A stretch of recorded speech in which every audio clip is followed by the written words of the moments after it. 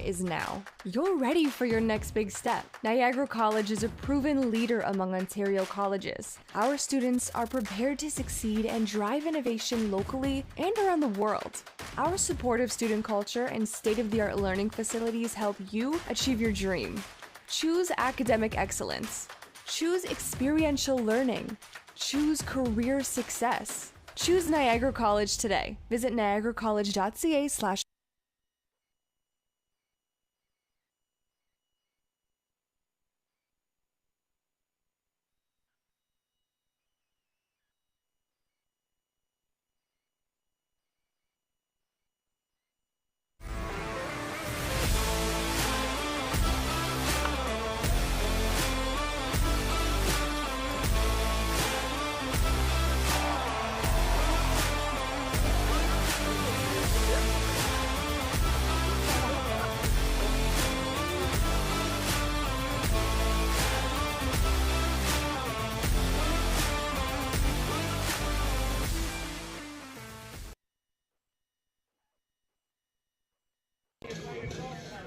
Game 3 of the IBL playoffs coming up next here between Welland Jackfish and the Kitchener Panthers. Welland went into Kitchener yesterday picking up the win. They now lead the series 2-0, and that was on the back of a great pitching performance by Mike Webb.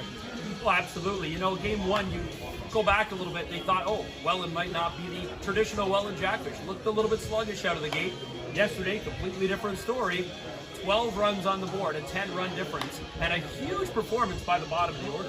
Well, that's what I was going to talk about next. Mateo Porcelato down at the bottom of the order. Hogan Brown's been good. James Smyber hitting in that number 4 spot has been good as well. A couple of home runs put up by the Welland Jackfish yesterday. It seems to be a lot more coherent. Everyone seems to be buying into this. Game 3 tonight, Corrente on the mound. It is a chance to end the series. Rich Corrente had a career year this year. We'll see if he can keep it going in Game 3 as the Welland Jackfish look to close out the series. Hello, everyone, and welcome to Welland Stadium as we're just about set to go here for Game 3 of the IBL playoffs between the Welland Jackfish and the Kitchener Panthers. Thank you for coming along here today. I'm Brendan Lang alongside Spencer Tangway. And Spencer, Rich Corrente, he's getting the start today for the Jackfish in Game 3 as they try to close out this opening series. Well, it's only fitting Rich Corrente is on the mound as he is trying to close out a really good regular season. He was really dominant for the Welland Jackfish this year, having one of his best seasons in the IBL. Rich has been with the franchise for a very long time, and he's a pitcher who really likes to keep going, get in the flow, and just don't stop. He's one of those pitchers that just feels the rhythm and really gets in a groove. Very similar to, as you mentioned earlier, Chris Bowato of the Welland Jackfish. So the lefty Corrente, fear of the beard, gets the ball, and I'm excited to see what he has to try to close out the Kitchener Panthers. The lineup that he is going to face off today looks like this, put forth by Don Menard. Blake Jacklin, he leads things off in left field. Stephen Whalen, the shortstop, hits second, and then it's Andy Leader playing center field and batting third. Keegan Marsden at first base hits fourth. Stephen Narabecki, he's in right field today, he bats fifth. Dan Mahoney does the catching and hits sixth. Drayden Sloat making his first start of the series, he's the DH, he hits seventh. David Polson plays third base and bats eighth, and then it's Evan Sherman getting the start today at second base. You see there in that lineup a couple key names missing for the Panthers as the first pitch of the game from Corrente misses outside. Jet Jarvis not in the lineup at the top, and also their big bat of Liam Wilson missing from the middle of this order. Yeah, very tough night for the Kitchener Panthers yesterday. They went up 1-0 again. They got up an early lead on the Jackfish. The ball's wrapped out to second base. That's Dupuis. He's got it. And he throws him out for the first out of the ball game. Blake Jacklin set down. It may have just been an easy ground ball, but it's always nice to get a little bit of rhythm, as I mentioned about Rich Corrente. That was a ground ball right to Dupuis, but a very solid play. It was a hard-hit ball and a lot of confident throw over to Porcelato. It's a good start for the Jackfish, and that's what they've struggled with in this series, getting out to an early start and being able to perform for 9 innings, something they haven't done yet in this series. The defense struggled early on in this series as well. In Game 1, we saw a couple errors, which is a little bit uncharacteristic from this Welland Jackfish team, and manager Brian Essery kind of said, we were a bit tight going into the game, and not something that you would have expected from this team as the pitch misses inside from Corrente, so it's good to get that ground ball early, get that first play out of the way. Yeah, a couple of errors yesterday. They had 12 runs on 13 hits in those 2 errors. You're right, something they want to cut down on is if you can cut it to an error or less a game, a lot better. And now that's Stephen Whalen. He's playing shortstop today. stands in and hits one into right field for a base hit. So the first hit of the ballgame, first base runner of the game for the Panthers, as Welland stands over at first with a base hit to right field. And now here comes Andy Leader. And Leader, a guy who had a great regular season, still looking to get things going here with the bat. 125 for him through the first 2 games of this series, as he'll face off against Corrente, and you get the base hit right there. Corrente gets the ground ball early in the game. First pitch to Leader is right back up the middle. It's off the glove of Corrente, now to Smybert, to second for 1, back to first. It's not going to be in time. So that will be a fielder's choice. The ball glanced off the glove of Corrente, might have slowed it down a little too much, and we know Andy Leader runs well. Yeah, tough play as it went off the glove of Rich Corrente, and it definitely added a little bit of spin to the ball, making it a little tougher play for the shortstop Smybert, flipping it over to Dupuis, just not in time at first to be able to get the double play. However, now a 2-out situation, and the runner still only at first base. So here's Keegan Marsden now, the left-handed hitting first baseman here today for the Panthers, as Leader takes his lead off. And what I was alluding to before that fielder's choice happened is that Corrente, now he's seen the first 3 hitters, he's not going to strike many guys out. He's really out there to induce contact, and he doesn't walk anybody either. 6 walks this year for Rich Corrente. That was the lowest of any qualified pitcher in the IBL. And that's just the way Rich pitches. He's one of those guys that, like I said, he finds his rhythm, and he likes to throw at the strike zone, likes to make hitters swing the bat, and he's really good at producing those softball contacts to be able to make a lot of ground balls for the infield. So the infielders will get a lot of work today, but we'll see if they'll be able to stay sharp throughout the 9 innings. That's been the consistent theme for the Jackfish, be able to play a full 9 innings of defense to be able to help the bats really put up a good number.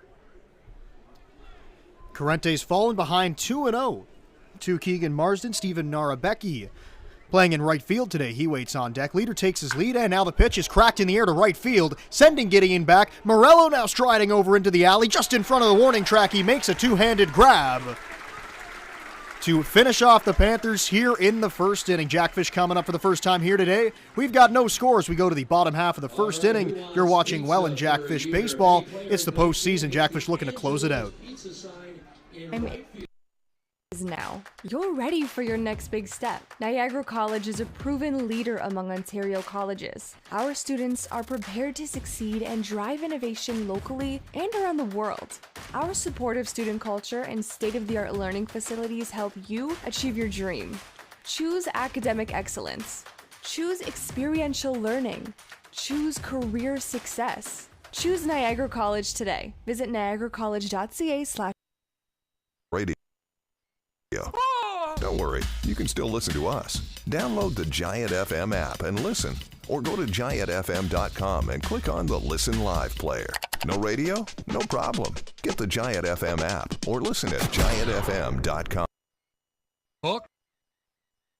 Sport the fish today by visiting the Welland Jackfish Tackle Box, the official merchandise shop of your Jackfish. Visit the stand on game day behind Section 107 or visit us online at shop.wellandjackfish.com. There you'll find official on-field hats, t-shirts, novelties, and so much more. Join the Fishhead Nation and shop today.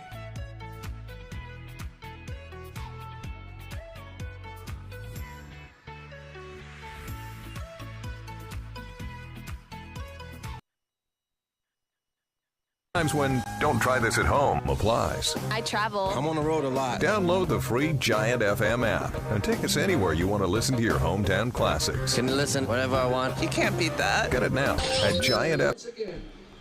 Home half of the first inning here. Welland Jackfish coming up. We will take a look at their starting lineup. Manager Brian Essery lines them up this way. Gio Morello playing in center field and batting first. Justin Gideon, the right fielder, hits second. And then it's Mattingly Romanen at third base hitting third. Sam Cocker doing the catching and batting fourth. James Smybert at shortstop hits fifth. Tyler Dupuis bats sixth at second base. Mateo Porcelato plays first and bats seventh. Hogan Brown, he's the DH today, bats eighth. And then it's Brandon Nicholson rounding out the order in left field. And they're facing off against Tyler Lawrence for these Kitchener Panthers here in game number 3. Well, it'll be a different look, as you mentioned, Brandon Nicholson now at the bottom of the order for the Jackfish. He did come out in yesterday's win, in the 12-2 win. He's really kind of struggling to kind of gain his momentum back as he's struggled for the past couple of weeks.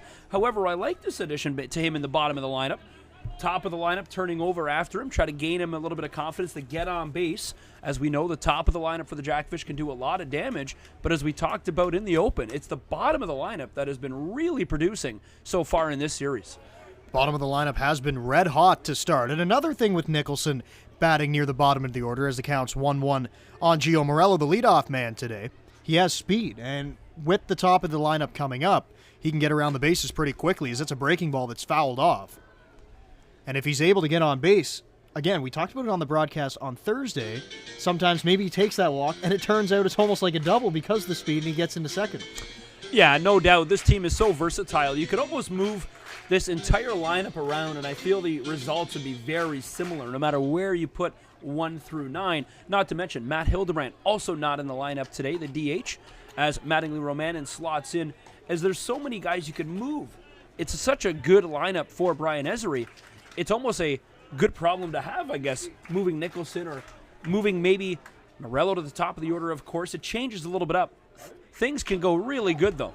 Morello hits a ball hard out to second. That's Evan Sherman right there. Bounces it over, and Marsden can't come up with it. Morello's around first base. He's going to try for second, and the throw is not in time from the catcher Mahoney backing up the play. And right away, the Jackfish have a runner in scoring position. Well, that simply just should have been an out. But unfortunately, the Kitchener Panthers make a very poor defensive error early in this ball game, and that allows an out to be able to turn in to someone in scoring position now. With that, again, the Jackfish catch a break here early in the ball game, and they have a chance now to do something they haven't been able to do, and that is go up in this series early in the ball game. Both games, Kitchener has scored the opening run. Had a good top half of the first inning now, starting out well here in the bottom half, and with Gio Morello standing out there at second base with Justin Gideon coming to the plate. He got on base in every game of the regular season, did not reach base yesterday in Kitchener.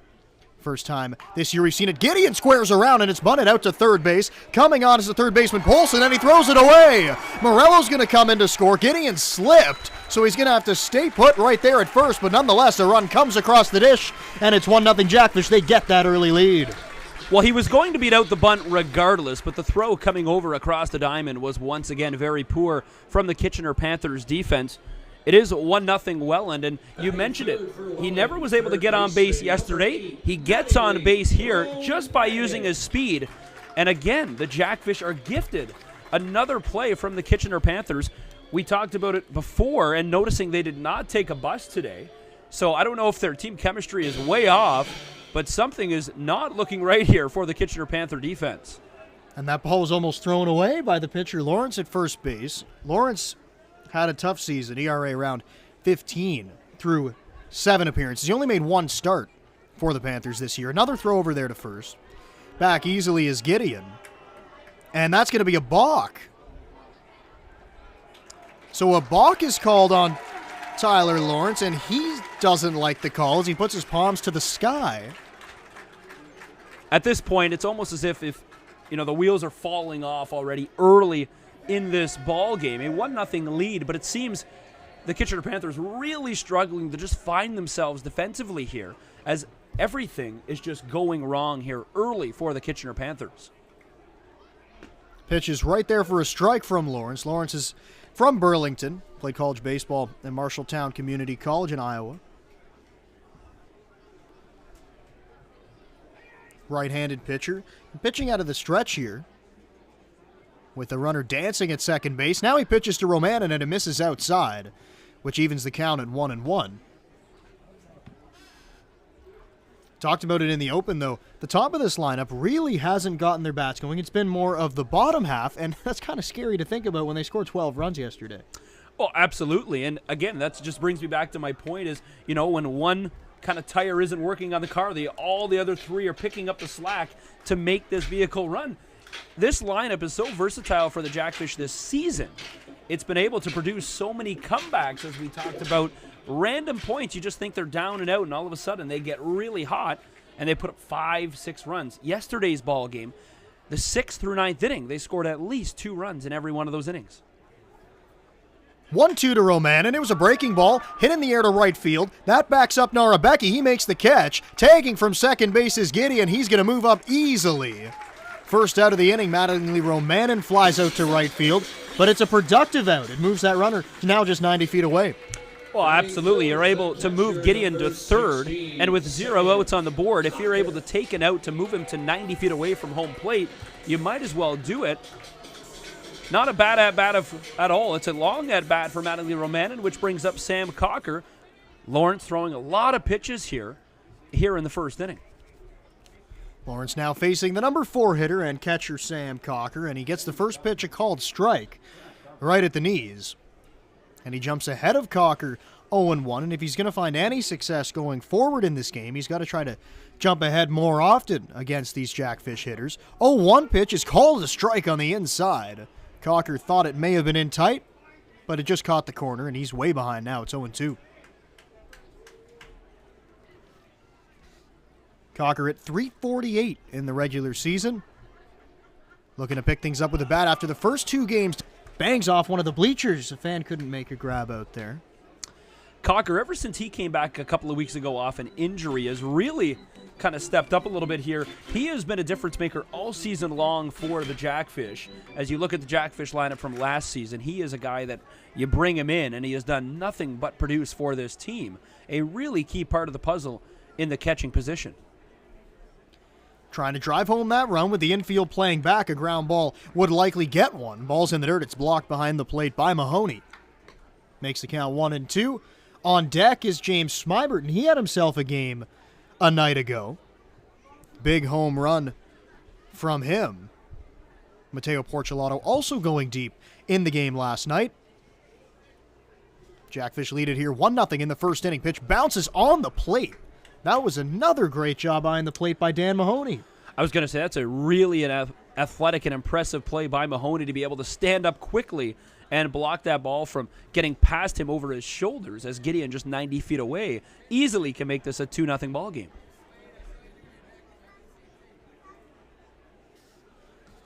Looks in. Lawrence has his sign, delivers to the plate, and it's fouled off. Down to the third base coaching box. Count stays right where it is. It's 2-2. Lawrence once again in a battle here. First it was against Romanen throwing 5 or 6 pitches. This is another one, 2-2 count now as Cocker on the 5th pitch able to pull that foul. Really upping his pitch count here early in this bottom of the first inning. Another 2-2 offering, and that time it gets past Mahoney. Coming down from third base is Gideon. He touches the plate, and it's 2-0 Fish. So the third time the Kitchener Panthers gift the Welland Jackfish a pass here. They were able to score to make it 1-0. Now they make it 2-0 off an error. So once again, it's the Kitchener Panther defense really struggling to just come into tune with themselves here. Early here in Welland, it seems as if it's a completely different team. I remember in the first game on Thursday night, every ball that they would get at the bat, they were screaming, excited in the dugout. Now there is almost zero life coming from the black and yellow. Sam Cocker set down on strikes as he went fishing for a ball out of the strike zone. Second out of the inning for the Panthers, and now here comes James Smybert. Smybert has been good throughout the first 2 games in this series. .375 average and 3 RBIs. Also has that home run, of course. He squares around to bunt and pulls it back, and this is something we saw on Thursday night. A few more bunts, and we've already seen one here today. You've seen a lot of bunts so far in this postseason than we saw pretty much all year here at home in the regular season. They're trying, I'm not sure what the game plan is to bunt so often, but pulls it back this time and tries a big cut. But you're right, there's been a ton of bunting and a ton of small ball in the postseason compared to what we saw in the 21 regular season games here at the Pond and on the road. Now in a 1-1 count. Pitch from Lawrence to Smybert is in the dirt. Makes the count now 2-1, and I don't expect him to be squaring around now with 2 outs in a 2-1 count. Well, James Smybert, a very loosey-goosey character. He's got a great personality. If you ever get a chance to just talk baseball with him, he is a great personality on this Jackfish team, and he really likes to have fun when he's on the diamond. I remember we were talking with him before Game 1 when he was hitting batting practice, and he's just all excitement down there for the Jackfish. And hey, maybe that powers a couple home runs into him. He had a nice one yesterday. Also had 6 on the season, too.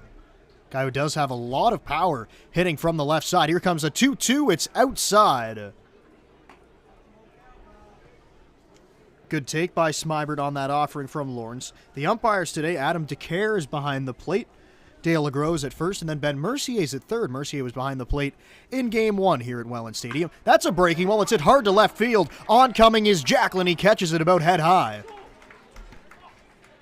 As the inning comes to a close, the Jackfish do get 2 runs, though. They now lead it 2-0 as we go to the second inning. You're watching postseason baseball. Is now. You're ready for your next big step. Niagara College is a proven leader among Ontario colleges. Our students are prepared to succeed and drive innovation locally and around the world. Our supportive student culture and state-of-the-art learning facilities help you achieve your dream. Choose academic excellence. Choose experiential learning. Choose career success. Choose Niagara College today. Visit niagaracollege.ca/. Radio. Don't worry, you can still listen to us. Download the Giant FM app and listen. Or go to giantfm.com and click on the Listen Live player. No radio? No problem. Get the Giant FM app or listen at giantfm.com. Hooked. Sport the fish today by visiting the Welland Jackfish Tackle Box, the official merchandise shop of your Jackfish. Visit the stand on game day behind Section 107 or visit us online at shop.wellandjackfish.com. There you'll find official on-field hats, t-shirts, novelties, and so much more. Join the Fishhead Nation and shop today.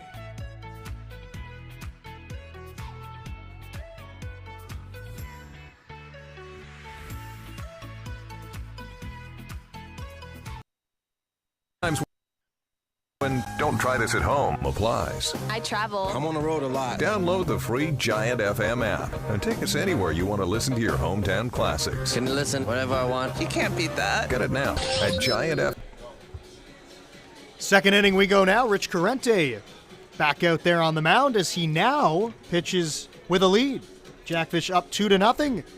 He got off to a good start here in this game in the first inning. Did allow a base runner, but retired the Panthers rather quickly, and it is the number 5 hitter, Stephen Narabecki, right fielder today. He's had a good postseason so far in the 2 games that have been played in this series. Another lefty facing off against the lefty. Corrente, and the first pitch misses down low. That's ball 1. You take a look at the defense for the Jackfish, and third baseman Mattingly Romanen playing in on the grass, possibly protecting against that bunt. Next pitch got in on the hands of Narabecki, and it's popped out to second base. Tyler Dupuis makes the play for the first out of the second. Well, once again, the Jackfish are able to get that quick out and record that out on the score sheet rather early in the inning, something they, like I said, really struggled to do in the first 3 or 4 innings of Game 1 and Game 2. So it's a completely different look for the Jackfish tonight. As Corrente, we know he likes to throw and be very quick on the mound, trying to keep that rhythm going. It's all about rhythm and flow for Rich Corrente, who really has done a terrific job all season long and one of his best seasons ever in his long career here in the IBL. Corrente on the season with an ERA at 4.7 hit of the postseason. When you look at the pitchers in the IBL this year, there has been some really standout pitchers. Of course, you have Claudio Custodio in Guelph. Arias, of course, in London, the 2 aces in the league. Jake Harford and Welland, of course, and Corrente. There's so many big names who have Corrente. You would never think he'd be up there really with an ERA that low, though, in the IBL. When he has a great year, though, like this season, he's rewarded with it. 5th best ERA in the IBL. He induced a soft fly ball that time. Gideon came flying over.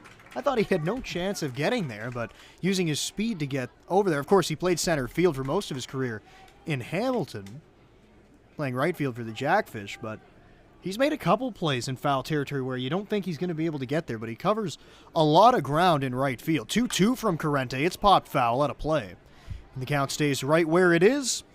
Drayden Sloat, the DH, is on deck. Sloat getting his first opportunity to play in the playoffs here.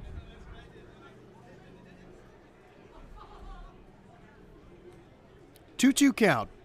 And the pitch from Corrente misses inside. Mahoney now runs the count full.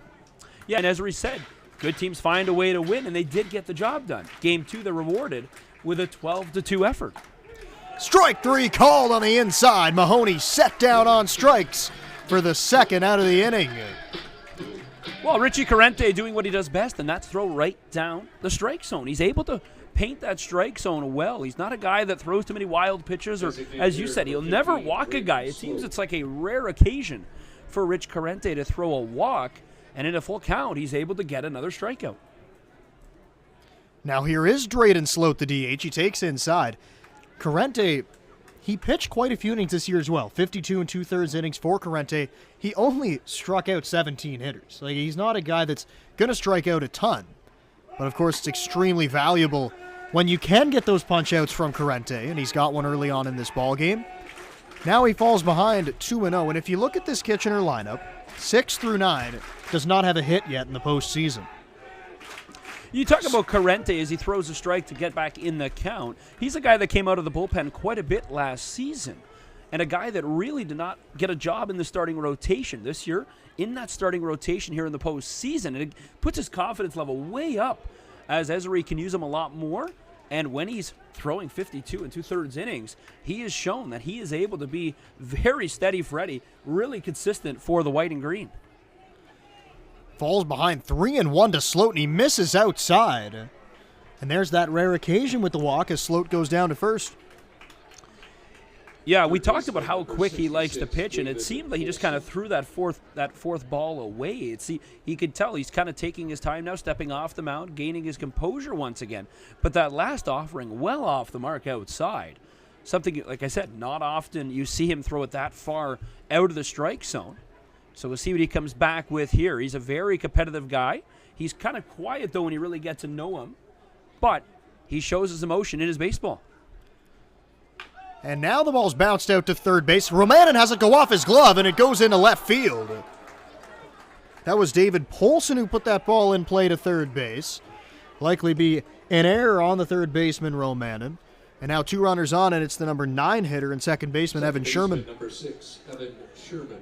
Well, Polson with the hit, which will be, I'm assuming it'll be called an error on Romanin, as you're right. It went off Romanin, then Smybert reaching, unable to make it as he was backing up Romanin, but he couldn't grab it, and luckily the ball just kind of dribbled into the outfield. If that ball had a little more steam on it, that would have easily been runners at second and third, I feel. However, the Jackfish get lucky now, and the runners only at first and second.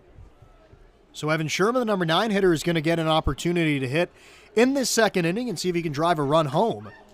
As the first pitch is fouled back off the screen, Sherman also looking for his first hit in the postseason. He's 0 for 1 to this point. And if you're Corrente, this is the guy you have to get out in this situation. Don't want to be going back to the top of the lineup and seeing Blake Jacklin with possibly a run in and some more runners on base. Yeah, 2 outs here. There has to be a way that Rich Corrente either produces that little ground ball for a fielder's choice or get the strikeout here in an 0-1 count. He gets a ground ball out to third base. Romanin's up with it this time, and his throw is in time at second base. Dupuis steps on the bag to finish off the Panthers in the second inning. Still 2-0. Jackfish lead it as we go to the home half of the second.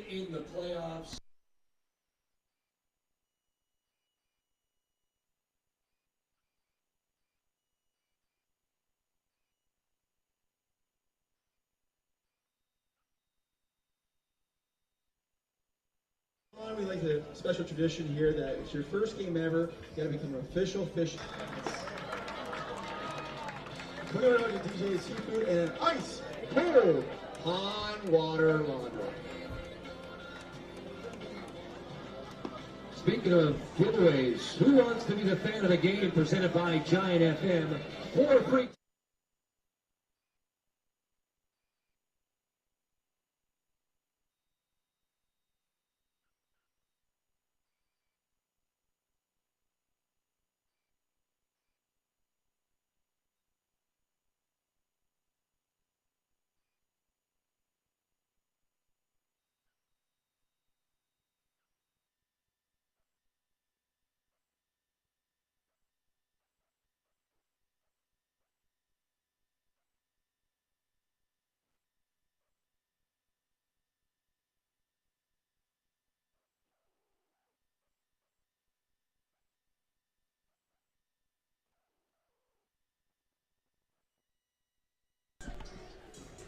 Leading off the second. So here comes Tyler Dupuis to the plate as the Jackfish have. And then an error allowed the Jackfish to take a 2-0 lead. So they'll try to change their defensive ways here. They, again, as I mentioned in game one, they had a lot more pop coming off the bus, and they were ready to play. Dupuis now sends the ball down the right field side, and it's down in fair territory. Bounces into the corner. Dupuis with speed around second. He's going to try for third. There will be no throw. He dives in. Leadoff triple for Tyler Dupuis in the second inning. Well, Tyler Dupuis is having himself an IBL postseason so far. Dupuis, one of the guys who was rather just kind of silent behind all the big bats of the Welland Jackfish. You know, only at 5'9", 5'8" for the Welland Jackfish, but he is probably the biggest name for the Jackfish now, coming in with such a great batting average and starts it off with a triple that lands right at the warning track here at Welland Stadium. 625 for him coming into play in the postseason. And now coming up next, Porcelato hitting in the number 7 spot. He's got a 667 average through the 2 games, and he also has a home run that he hit yesterday. It's this spot right here. Dupuis, Porcelato, and Brown, who have been the driving force of this offense. You think they're the 3, 4, 5 hitters. Well, the back of the order sometimes drives the front of the bus. I don't know how you want to call it, but it's been the bottom of the order doing the damage, and it's the top of the order and setting it up for them. Whatever works, and that's what I said. When you get so creative with this lineup, I think anything can happen. The bats are all there, and the team is just buying into this system. Porcelato took a big swing at that last one, but he fouled it into the glove, and it's 1-1. Infield again plays back. They will trade and out for a runner. The team in RBIs, tied for the lead in RBIs throughout the season with 46. He was in a tie with Brandon Nicholson, who's batting in the number 9 spot today. Porcelato looking to drive in another one here in the postseason. The ball's in the dirt. Evens up the count at 2-2. He already has 4 RBIs to his name in the playoffs through 2 games. And he's one of those guys that, again, he's batting near the bottom of the lineup, but he's come up with so many clutch hits for this Jackfish team all year long. He slashes a ball foul, just got over the head of Dupuis, had to hit the deck. Count stays at 2-2. Well, you go back to game one, the Jackfish were able to put up 7 runs on only 6 hits. We talked about the first half of the game where the Jackfish were kind of miserable. They were not really good at all, and they were down 2-0 early in that ball game. Second game, they put up 13 hits, are able to score 12 runs. So 19 hits and 19 runs for the Jackfish in the opening 2 games of this series. And they have a runner just 90 feet away right now at third base. Crowd getting into it here in the second inning on a Saturday night. Perfect night for baseball. Porcelato hits a ball in the air to left field. That'll push Jacklin over into foul territory, but he won't run it down. If he runs that ball down, I think Dupuis probably tags up and scores. Yeah, they were able to do it last inning, and like you mentioned, trading it out for a run is not a bad idea here to really take a kind of stranglehold early in this ball game. It is only 2-0, but the Panthers trying to find a little bit of life here early in this game in the bottom of the second inning. Jackfish, of course, with 90 feet away from making it 3-0. Another 3-2 to Porcelato. He hits it hard to second base. It's caught by Sherman. Dupuis didn't have any chance of going anywhere. He had to retreat back to third base. That's some loud contact, but first out of the inning. Yeah, Sherman, just right place, right time. That was a hard-hit ball, but a good defensive play by Sherman in the right spot at the right time. Makes the grab, and the Panthers are able to get away with that one as they keep their third run of the ball game just 90 feet away. So now it's Hogan Brown. Picked up 2 hits on Thursday night, first game of this series. Pitches down low. Takes it for ball, and it's 1-0 now. On deck is Nicholson, and Nicholson a lot of the year was hitting in the number 3 spot. Gideon comes over, some things change. He's all the way down in the 9 spot here. He's still looking to pick up his first hit of the postseason. The ball's outside to Brown, and it's 2-0. But again, we talked about it off the top. If he can get his bat going even a little bit or even close to what it was during the year, him batting in the number 9 spot could be huge throughout this postseason. Well, Nicholson, just an all-around baseball player. So good defensively for the Jackfish. And he really is in a slump offensively at the dish. And you're right, when Gideon came in, the lineup changed quite a bit. And you see him now all the way down to the 7 spot, tonight in the 9 spot. But in a huge order like this, where the batting averages are pretty much tremendous for the Jackfish through 1 through 9. To be able to get in the lineup and stay in the lineup, that just says a lot of what Esri thinks of Nicholson. He's not going to take him out, just wants him to do better. And Hogan Brown flares a ball out to left field. In comes Jacklin. It's going to drop in fair territory. Dupuis had to hold up. He's going to come in to score. Hogan Brown dumps a single into left field, and it's 3-0 Jackfish. Jacklin just shy of being able to make that play, realized he wasn't going to have a play on it. And it did take quite a weird hop, which made him sidestep to be able to grab that ball barehanded. He did look as if he was going to try to make a play on Dupuis at the plate and throw it to Mahoney. However, Dupuis' speed made no play on it, went to second instead. That's the speed of Dupuis, which causes a lot of trouble for the defense. And that's why that base running at third was so smart, as well as they throw over and check on Hogan Brown.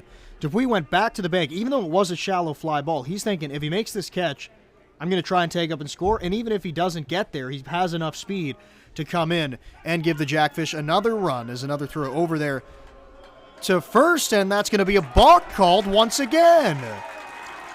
Well, Lawrence is going to come off the mound here, and so is the manager out of the dugout to figure out what exactly is he doing. The first balk, I didn't see what he did at all. I really didn't see at what would cause a balk. So if you're Lawrence, I can understand the frustration here, as that's the second balk. Now the infield is coming in as well to speak to the umpires to try to figure out. I believe that's Ben Mercier who made the call.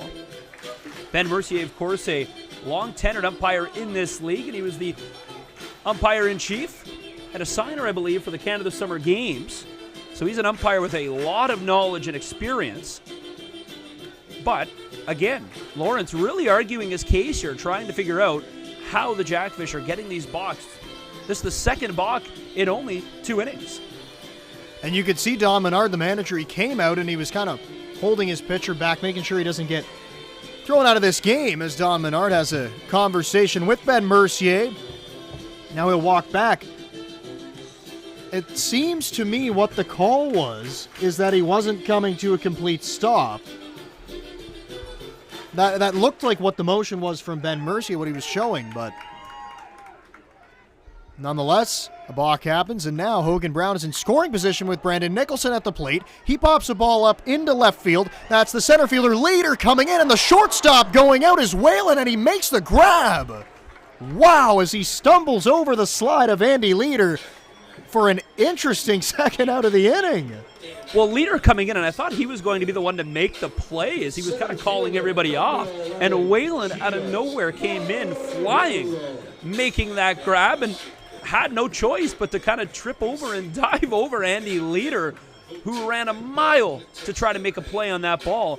That ball nearly dropped in the gap between the shortstop, center fielder, and left fielder for the Panthers, but a tremendous acrobatic play to get the second out of the inning. That's a magnificent play from Stephen Welland. If you ever tried to catch a pop fly over your head like that, it's a pretty difficult play going back into the outfield. Usually, of course, the outfielders have priority. They're going to call the ball off, but he was the only guy who's going to be able to make a play on that, and he made it nicely for the second out of the inning, and now Gio Morello comes to the plate with 2 out, but still a runner in scoring position. That's Hogan Brown out there. Good speed as Welland stays close to the bag to keep Brown close on his leadoff. Pitch misses outside, and it evens the count at 1-1. Well, I think Morello's looking for an off-speed pitch here, as he thought he might swing at the first pitch, kind of checked up right at the last second as the ball was already released from Lawrence's fingertips, but he didn't want to swing all the way around as it went in for a strike. Takes another off-speed pitch, but again, he is very closely looking at that off-speed pitch, and I know he wants it right over the plate. And Morello has been a very selective hitter all season long. Doesn't really swing outside of the zone. Always puts up a good battle at the plate, as he's putting one up right now. It's 2-1 on the Jackfish center fielder. 2-1 pitch, swing and a miss. He got another off-speed pitch from Lawrence, and he was ahead of it, and it evens the count at 2-2, but he's almost exclusively coming with the breaking ball. He doesn't want to throw Morello a fastball right here. No, he only threw that one fastball on the 0-1 count, which Morello let completely go right by him, but that breaking ball inside got the better of Morello. Now the 2-2 from Lawrence, fouled straight back. He did go with the fastball that time. Morello was right on it. but could only foul it away and keep the count right where it is at 2-2. Morello's first time up reached on an error by the second baseman, Evan Sherman. You remember that ball. The throw was low over there to Keegan Marsden, and he couldn't make the play. 2-2 pitch is a fastball. Morello goes up the ladder and pops it up high into the air. Second baseman Sherman going out. Now it is Andy Leader, the center fielder, coming in, calling everybody off and making the catch to retire the Jackfish in the second inning. One more run does come across the plate. They lead it now 3-0 as we go to the third.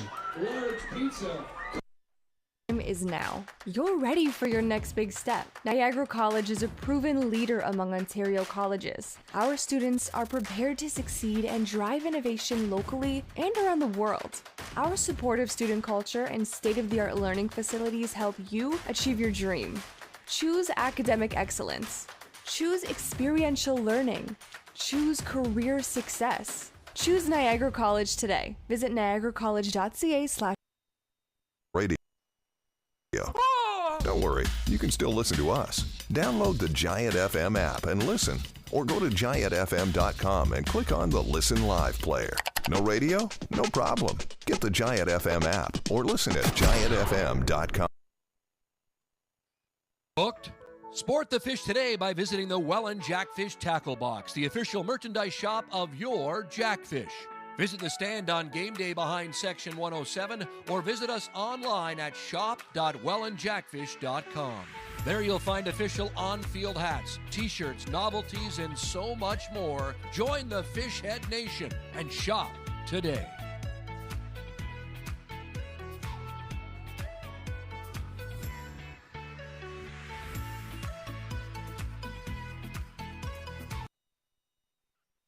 For those times when don't try this at home applies. I travel. I'm on the road a lot. Download the free Giant FM app and take us anywhere you want to listen to your hometown classics. Can you listen whenever I want? You can't beat that. Get it now at Giant FM.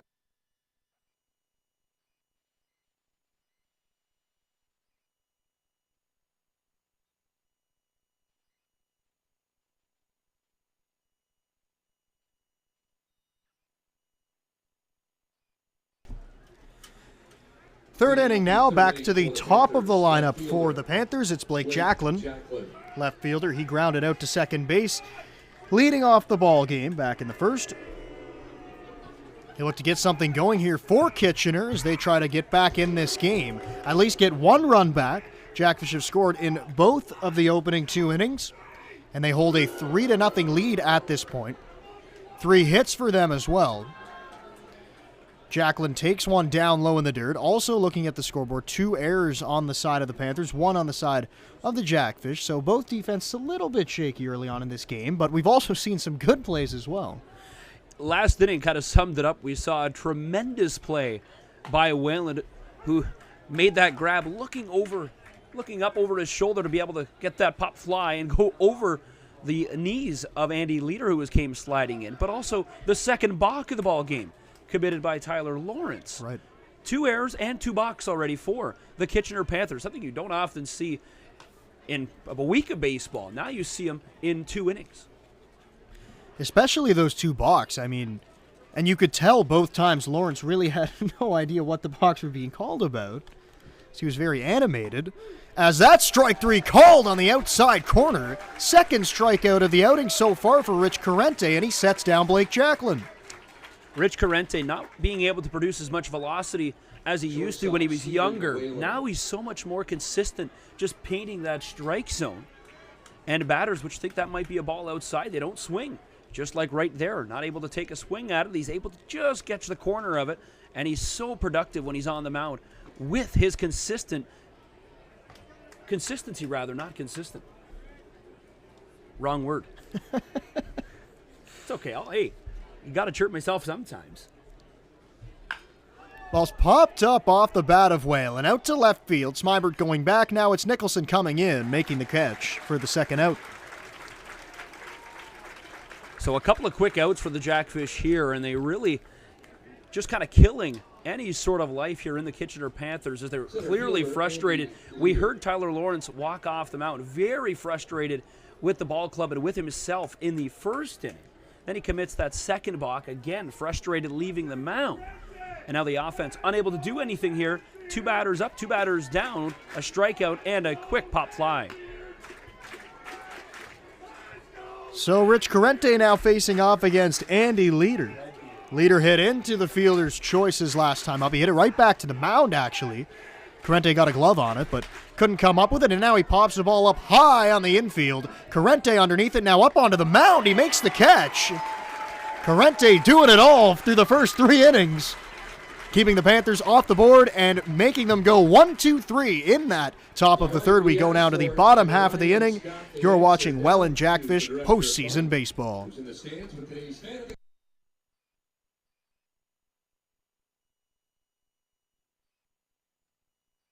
Time is now. You're ready for your next big step. Niagara College is a proven leader among Ontario colleges. Our students are prepared to succeed and drive innovation locally and around the world.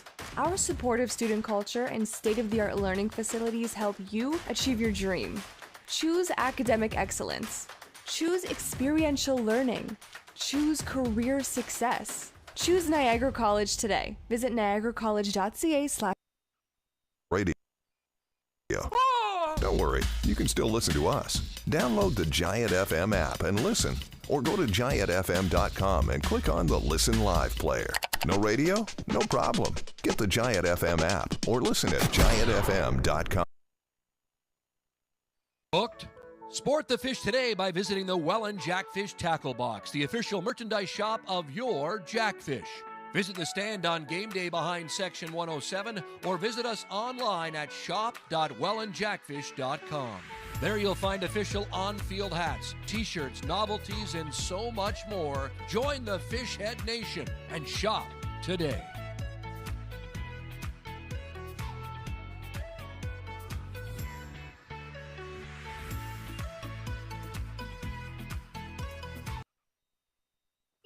For those times when don't try this at home applies. I travel. I'm on the road a lot. Download the free Giant FM app and take us anywhere you want to listen to your hometown classics. Can listen whenever I want. You can't beat that. Get it now at Giant FM. Here we go to the bottom half of the third inning. It's Justin Gideon leading things off. First time Gideon came to the plate, he had a bunt base hit. It was thrown away by the third baseman, but he was going to make it there. That's pretty cool when you see a guy who led the league in home runs. He had 19 homers on the year, and he starts things off in Game 2 of the playoffs with a bunt single. Yeah, you mix it up a little bit. Swings the first pitch, though. And it's popped up to shortstop, Stephen Whalen, drifting underneath the ball. High pop-up, it finally comes down. And Whalen makes the catch, 1 pitch and 1 out for Tyler Lawrence, but that ball was popped up very high in the infield. Seems like it took a year to come down. Well, Whalen was under it for a long time. He started kind of right where he's standing now at shortstop and had to move a couple of spaces over on the battleship board to be able to make that grab. But you're right, that was probably a 10-second aerial time for that baseball before finally returning to Welland Stadium.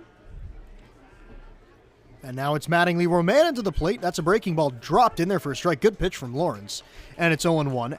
Elsewhere around the IBL, lots of games going on, of course, with the postseason. We got 3 other games. Toronto beating Barrie today, 6-3, as the pitch is on the inside corner. So Toronto now up 2-0 in that series against the Baycats.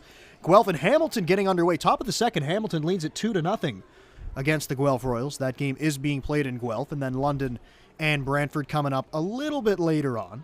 Breaking ball bounced out to second base. Evan Sherman has it go off his body, and easily making it to first is Mattingly Roman, and another error on Sherman out there at second.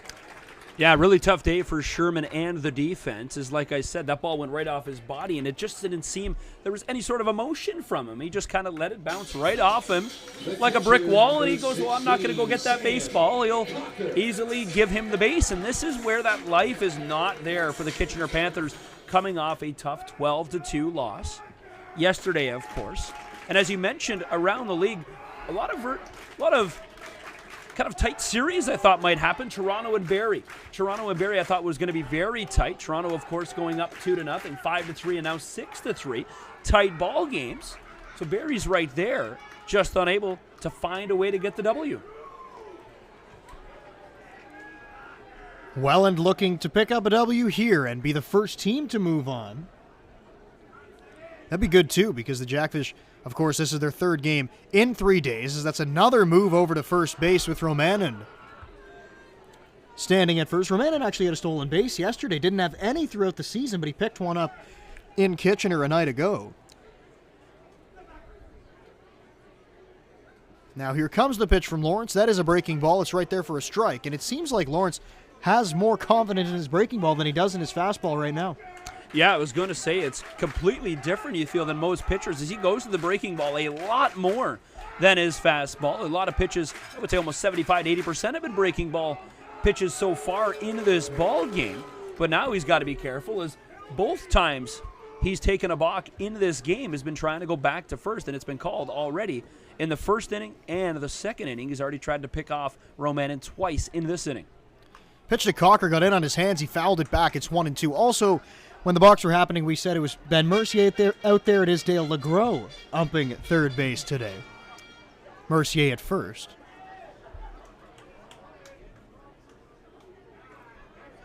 So Dale LeGros. Oh, sorry, the Meriden legend. Meriden legend, Dale LeGros, has that called both of the balks. Pitches outside to Cocker. And it evens the count at 2-2 with James Smybert standing on deck. Cocker, one of the guys trying to get his bat going here a little bit in the early going of the IBL playoffs. Struck out his first time at the dish. 1 out as we play here in the third inning, and time is called at the plate by Sam Cocker. Lawrence just took a little bit too much time trying to get that sign, so Cocker stepped out. Now he gets back into the box. Lawrence has his sign. Romanen takes his lead off of first, and the pitch from Lawrence. It's a breaking ball out to right field. Oncoming is Narabecki. He makes the catch and flips it back into the infield. Good running grab by the right fielder for the second out of the inning. Thought that ball might have a chance to get down as it was hit off the end of the barrel of the bat. Just a little blooper, which I thought might be able to get by Narabecki just in front of him, but a very good running grab to be able to make the second out. And now the Jackfish down to their last out here in the bottom of the first third of the game. Smybert will look to continue this third inning with Dupuis on deck. Smybert lined out to left field in his last at-bat. Pitch misses outside to the Jackfish shortstop. He jumps ahead in the count 1-0. Romanen still standing over there at first base now with 2 outs in the third, being held on by Keegan Marsden. Decent size lead, and Lawrence is going to pick off to first once again. As you can really see, every time he picks off, he's going very slowly, making sure to not commit another balk. Again, already 2 committed early on in this game by Lawrence. Next pitch is on the outside, and it evens the count at 1-1. Well, it's got to be frustrating as a pitcher and as Lawrence there to kind of change the way you think and change the way, you produce on the mound, because now he's got to kind of deal with 2 balks he's already had, and as you mentioned, much slower. Now Smybert cranks a ball in the air out to center field, and it is off the wall. Bounces into the outfield. Romanen's going to come around third, easily come across the plate. James Smybert into second base with a stand-up RBI double, and it's 4-0. Well, he has had a terrific season. I remember Wilson Soriano in the first year when he was the shortstop for the Jackfish. He was that go-to guy at the plate, and James Smybert comes in, and he has really made a name for himself and the number 23 for the Welland Jackfish. Smybert just crushing baseballs now. Really confident at the plate, and that ball had a chance to go out. I believe it was Welland who hit one, I thought, to the gap maybe in the first inning that had a chance to get out. Both baseballs not getting out of the park today. Not much wind, though, in Welland today, as it is one of the hardest parks in the IBL to crack one over the wall. Definitely a big field here, 400 to center field, tons of space in the outfield, and that's kind of how the Jackfish have made this team. They've kind of built it around the ballpark. They play it as Dupuis hits the ball hard underneath the glove of the third baseman. Polson being waved around third to Smybert. Here comes the throw to the plate. It is not in time. Smybert scores standing up. Dupuis moves up to second base, and the 5th run is tacked on for the Jackfish. Well, that one goes right underneath the glove of the third baseman. That squeaks into left field. But it was a really good throw from the left fielder into the catcher Mahoney. But it was just off the plate. If that throw is on line, that's a much closer play coming around third at the plate as the tag just wasn't able to catch a piece of the leg of the Jackfish. 5th run of the ball game. And just like that, 5-0 for the boys from the Rose City here in a deciding Game 3 potentially for Welland. A chance to punch their ticket to the second round and their second playoff win as a Welland Jackfish. And I noticed that's the second time in this series that you've referred to them as the boys from Rose City. I really like the nickname. I think it's got a good ring to it. Well, we are the Welland Roses once a year. This time twice a year, making history as we are always the Welland Roses at least once. This time twice representing the Welland Roses. And I remember we were talking about how the Welland Roses name came to be, actually. And believe it or not, if you didn't know, it was an essay competition about flowers and what should be the city flower. And a high school student was able to come up with why Welland should be known as the Roses, and it stuck. And that is almost 100 years old. That's right. That essay competition now.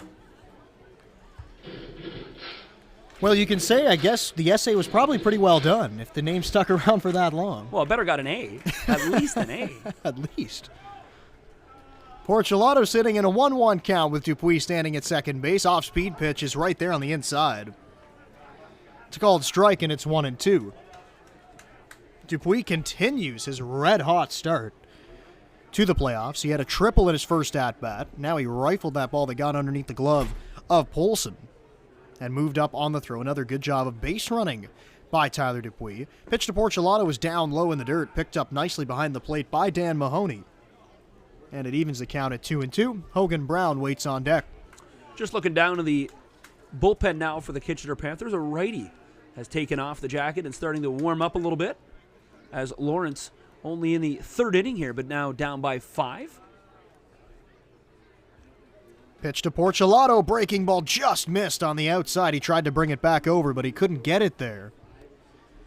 And it runs the count full to 3-2 with Hogan Brown, who had an RBI single in his first at-bat, standing on deck. Lawrence trying to get through this inning with just the 2 runs coming in. Here comes the pitch to Porcelato. It's a breaking ball, and it's smacked in the air to center field. Pushing leader back. Now he pulls up in the alley, and he has the baseball to finish off the Jackfish in the 3rd inning. They do get 2 more runs, though. They now lead it by 5. It's 5-0 as we go to the 4th inning.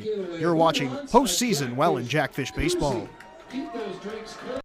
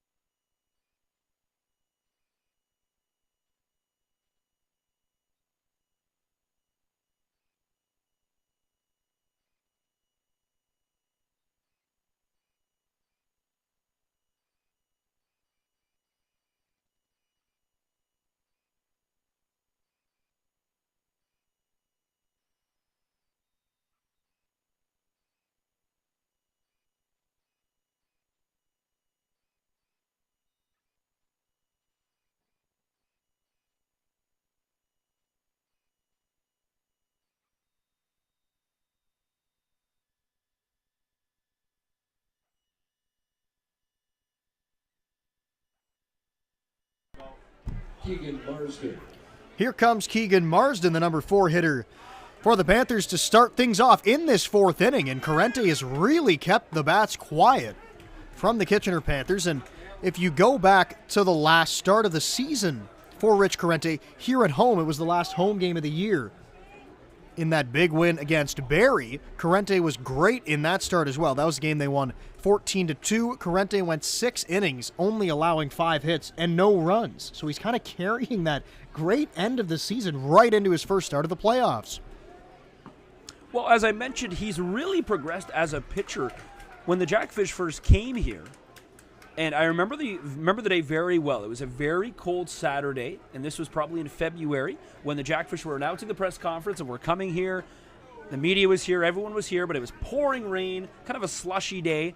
He was the one player here, Rich Corrente, excited as can be to come from the Burlington Herd to join the Jackfish, talking to the fans, mixing and mingling, and it's that flair, fear of the beard. Everyone remembered him. And he gets a punch out of Keegan Marsden. Another one looking on the outside corner, and he is rolling. He's just that guy that is, consistent, and he's really progressed as a pitcher. He's had his ups and downs. I remember teams wanted to see Rich Corrente. I went to a game in Toronto at the pit, sat on the berm, and everyone was yelling, "Oh, fear of the beard, put him in," as teams wanted to see him because they knew they could hit against them. Completely different Rich Corrente now. He gets another ground ball out to second. Set down is Steven Narabecki, and 2 quick outs in the 4th inning. Not only is he getting the outs, but he's getting them efficiently. He hasn't thrown very many pitches so far. No, not at all. And I believe, forget who I was speaking with, but yesterday the London Majors and the Brantford Red Sox got a game in 2 hours, 24 minutes. I don't even know if the Jackfish have had a game under 3 hours at home here. Very not normal for the Jackfish to have quick games like this. And when you get huge productive pitching and efficient pitching from Rich Corrente, really helping us here, is it's only been an hour or so and we're in the 4th. Next pitch from Corrente is fouled away off the bat of Dan Mahoney, and he jumps ahead of Mahoney. 0-2. I think game 1 here wasn't too long. It may have been around 2:30, 2:40. There you go. That'd be my guess. I didn't seem like it was an extremely long game, but just because the Jackfish, they scored so many runs during the year. Those games do get long. That ball's rifled up the middle. That's a base hit for Dan Mahoney. His first hit of the postseason comes here in game number 3, and he's on at first with 2 outs, and here comes the DH, Drayden Sloat. That's a huge hit by Mahoney, and that's the trouble that Rich Corrente and pitchers that don't have the kind of velocity is when they miss right over the zone, and it's easy for a good hitter to be able to just pop that right back up the middle, and that's what he did there. Put that one right in the gap all the way to center field, as that one just out of the reach of Corrente. And now he gets Sloat to ground a ball to third base. Romanen up with it. His throw is right there. Corrente makes a nice comeback pitch after giving up the base hit. He gets a 5-3 putout to put an end to the Panthers in the 4th inning. Going now to the bottom of the 4th. Jackfish lead it. 50 tickets on sale until the end. Time is now. You're ready for your next big step. Niagara College is a proven leader among Ontario colleges. Our students are prepared to succeed and drive innovation locally and around the world. Our supportive student culture and state-of-the-art learning facilities help you achieve your dream. Choose academic excellence. Choose experiential learning. Choose career success. Choose Niagara College today. Visit niagaracollege.ca/. Radio. Don't worry, you can still listen to us. Download the Giant FM app and listen, or go to giantfm.com and click on the Listen Live player. No radio? No problem. Get the Giant FM app or listen at giantfm.com. Booked? Sport the fish today by visiting the Welland Jackfish Tackle Box, the official merchandise shop of your Jackfish. Visit the stand on game day behind Section 107 or visit us online at shop.wellandjackfish.com. There you'll find official on-field hats, t-shirts, novelties, and so much more. Join the Fishhead Nation and shop today.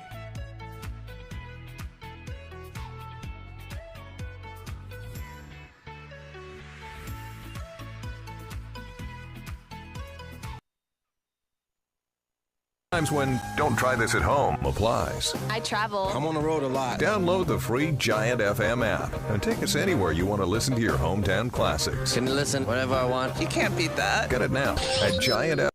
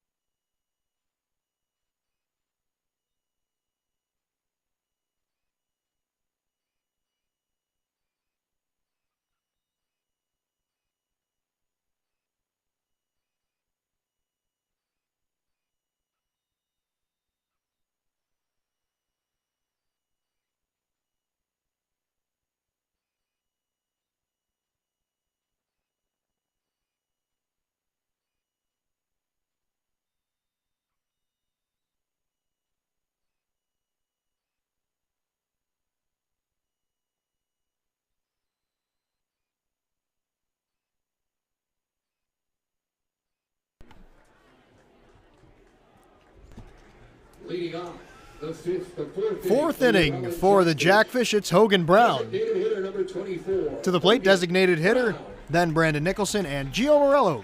8-9-1 due up in this fourth inning. Brown had a big base hit his first time up that drove in a run as he takes one down low. And it's 1-0. Brown now for the playoffs has 2 RBIs. Also had one in game 1 as the pitch misses outside, and it's 2-0.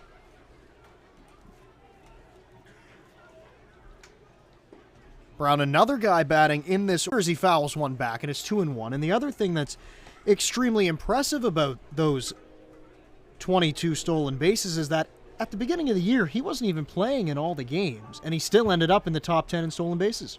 Well, I was going to say, this lineup from really game 1 to game 42 has changed a ton. A couple of players coming in and out, a couple additions, of course. And he has only produced better as the lineup got better. It's if these players are kind of feeding off each other. So it's great to see. There's so much speed in the lineup. It's almost a competition now of if we can outdo each other to make the ball team better.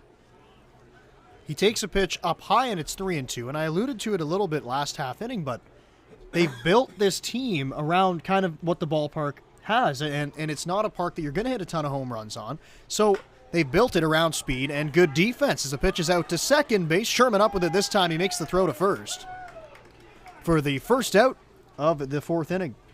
Well, you're absolutely right. You could speak to anyone. Jason McCabe, Brian Esri, Ryan Harrison. They will tell you the exact same thing. This team was supposed to be a young, confident team that was going to be up and coming and really kind of have a good couple of seasons in a couple of years from now. Maybe we expected that in 2023, 2024. This team is really just built and kind of bought into the system of what they wanted to do, and it has really paid off in dividends for Brian Esri and Jason McCabe. What they've done to Welland here is they have had a tremendous season, and they're way ahead of what they wanted to do. It is Nicholson at the plate taking a strike. You talk about all the speed. He's got to be at the top of the list, leading the IBL in stolen bases. Not only leading the IBL, but breaking the all-time record of stolen bases. You ask him, though, he will say he is not the quickest player on this team. He's so modest, and that's what keeps him coming back. He gets a breaking ball, and he hits it hard to center field, but that's Andy Leader gliding into the alley to make the catch. Good wood on it that time from Nicholson, though, for the second out. Yeah, just a tough break. Really, he's really struggling to find his groove in the last couple of weeks or so. But you're right. A huge confident at-bat. Sent that one almost into the gap. But a good confident play from the center fielder sliding over just to take a hit away from Nicholson. They always say you can't control where the ball goes once it leaves your bat. You just got to put a good swing on, hit it hard, and he did that. Just ended up right in the glove of the center fielder, Andy Leader, as Gio Morello, leadoff man, takes one down low. Well, I could say the same about my golf game for sure. It seems like I hit one down the fairway sometimes, but somehow it hits the sprinkler head and ends up OB way right. I don't know how that happens so often. At least you can hit it down the fairway. You're not shooting it into trees like me on every tee. Morello hits it hard into left field. That's a base hit. Morello on for the second time here today. Really good swing by Morello, and that had a lot of heat coming off the bat as that blew just past the third baseman. But a good, confident swing. And that cut able to make it a two-out situation now with a base runner aboard, and that's something the Jackfish have been able to do steadily in this game is get on base, something they really struggled with in Game 1 at home. 2 outs. Justin Giddy into the plate with a runner at first base in Gio Morello as before he gets an offering. They check over at first base. Easily getting back there is Morello. Gideon leading the IBL in home runs this year, and the pitch misses outside. It's 1-0. Morello over at first base. He was second in the league in stolen bases with 36.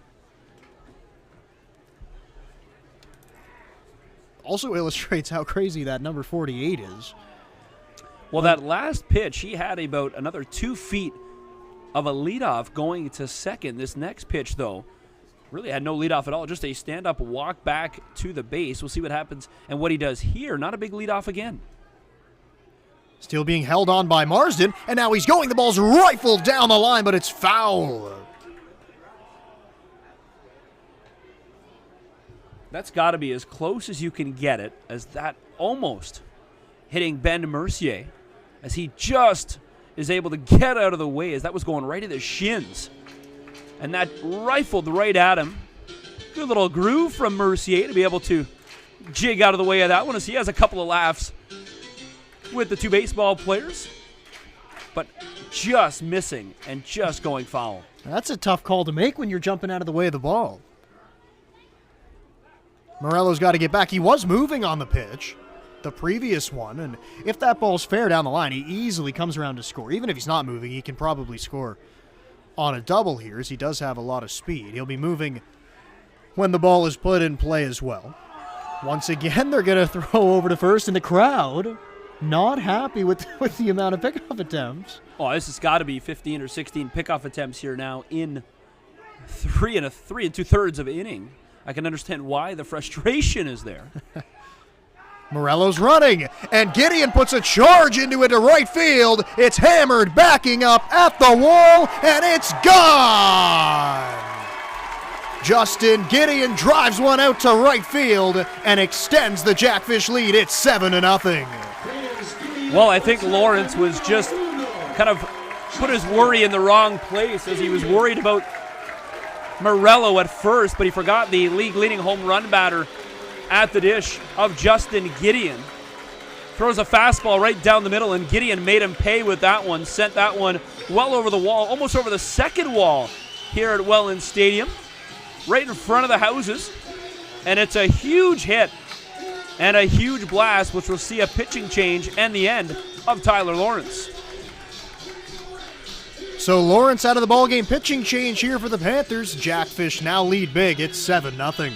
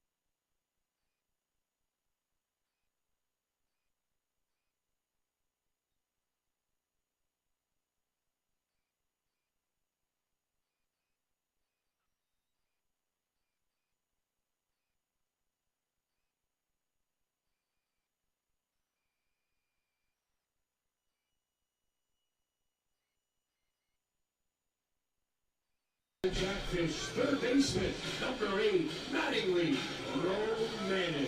Mattingly Romanen up to the dish with 2 outs. Nobody on base after Justin Gideon cleared him. That pushed Morello across the plate as Gideon picks up his first home run of the postseason. New pitcher into the game for the Panthers. It's Brett Reed. Reed making his second appearance here in the playoffs. Only 2/3 of an inning so far for him. That came back in game 1 as the pitch is right there for a strike. It's 0-1. Reed was a starter on this team throughout the year, made 10 starts out of 11 appearances. ERA around 12. Didn't have the season that he was hoping for as Romanen fouls one off at the plate, and it's 0-2. Yeah, a couple of guys, when you look at their ERAs and you look at stats, you can only look at numbers so much, though. There's so many pitchers in this league that you know they're better than what their stats show. And it's tough for a couple of these Kitchener Panthers pitchers. The defense just really not helping them out, especially tonight. And a lot of runs come in, even if they're unearned. It really can frustrate a pitcher, and it causes a lot of mistakes and a lot of kind of bad pitches following those mistakes. And talking about mistakes, Reed throughout the year walked 37 hitters as opposed to 24 strikeouts. Somebody that can lose the zone a little bit, and sometimes that hurts the defense as well. When a lot of walks are going on, puts the defense back on their heels a little bit as Romanen fouls it out of play and keeps the count right where it is at 1-2. Well, that was a good pitch. Got him in on his hands, and it kind of made Romanen take a weird chop of that ball as it was right in at his hands. But a good job by Romanen to kind of fight that off and keep that at bat alive here on the 1-2. On deck is Sam Cocker. If Romanen can extend this inning, pitches inside. You can tell Reed wants to get inside on Romanen. It evens the count up at 2-2.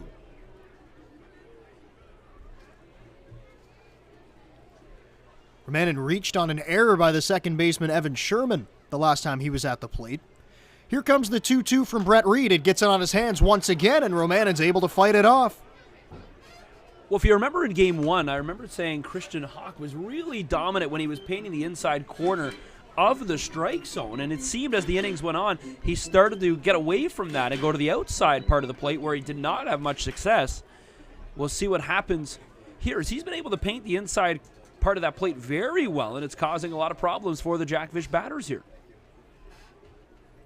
Here comes the 2-2 from Reed. It's fouled away once again. Mattingly Romanen putting up a great fight, and we've seen this all season long from the Jackfish, but Romanen right here in this at-bat, he's fouling off tough pitches. He's making Reed throw a lot of pitches, and that can go a long way, especially the first batter that he's seeing coming out of the bullpen. Well, we expected he might even start this ball game for the Kitchener Panthers, so he's in relief, and we'll see if he's able to kind of control the damage that they've caused here in a 7-0 deficit already. Romanen fouls another one away. That pitch may have been a little bit low, but he protects with 2 strikes and keeps the count right where it is at 2-2. Mattingly Romanen played sparingly throughout the year. Ethan Hunt played a lot of third base once he came over to the team. But Romanen finished the year off with a .400 batting average. Speaks to the depth on this team as well. Well, and his kind of mental game as well, because you're right. And he hits one hard into the outfield. That's going to get into the gap. Romanen around first base. He's going to try for second, and he'll get in there easily with a double. Jackfish putting a hurting on with 2 outs in this inning. And it sends up Sam Cocker. Yeah, Romanen, you mentioned, he was very in and out of the lineup, especially near the beginning of the year. Did not see much playing time as he was unavailable.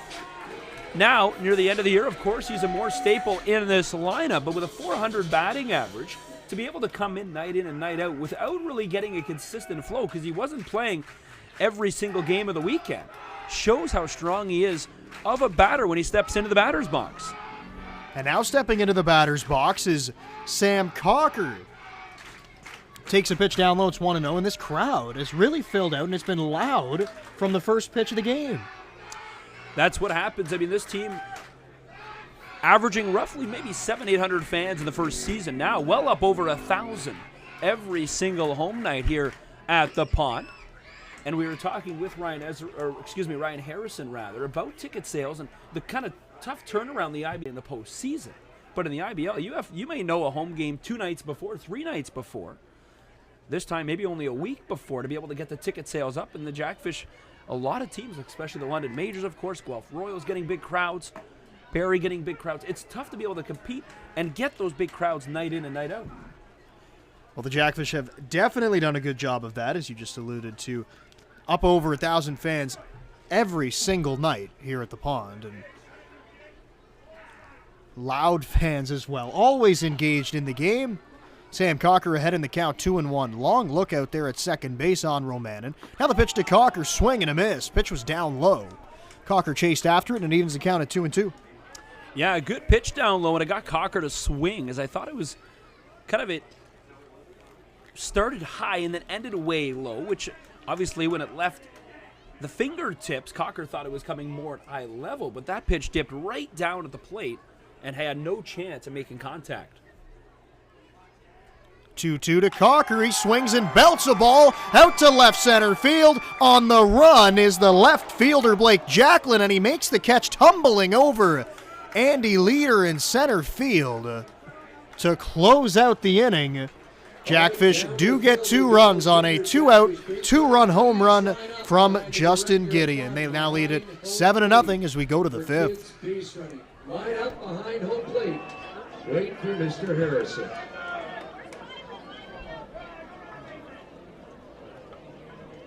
All right, we got a minute to get some of these kids onto the field here.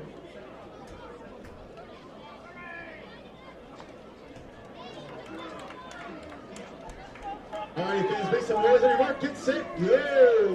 They're hot. Did the flags go? That's awesome.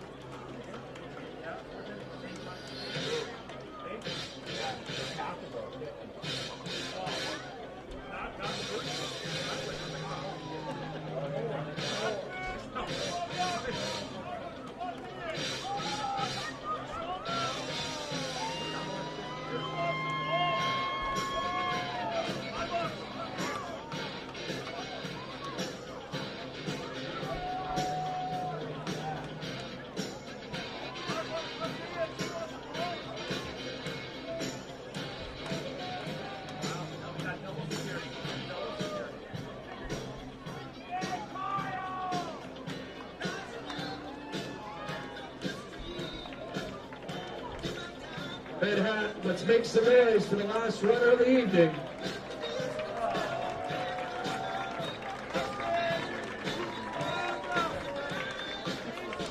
Way to go, Ryan. There. What?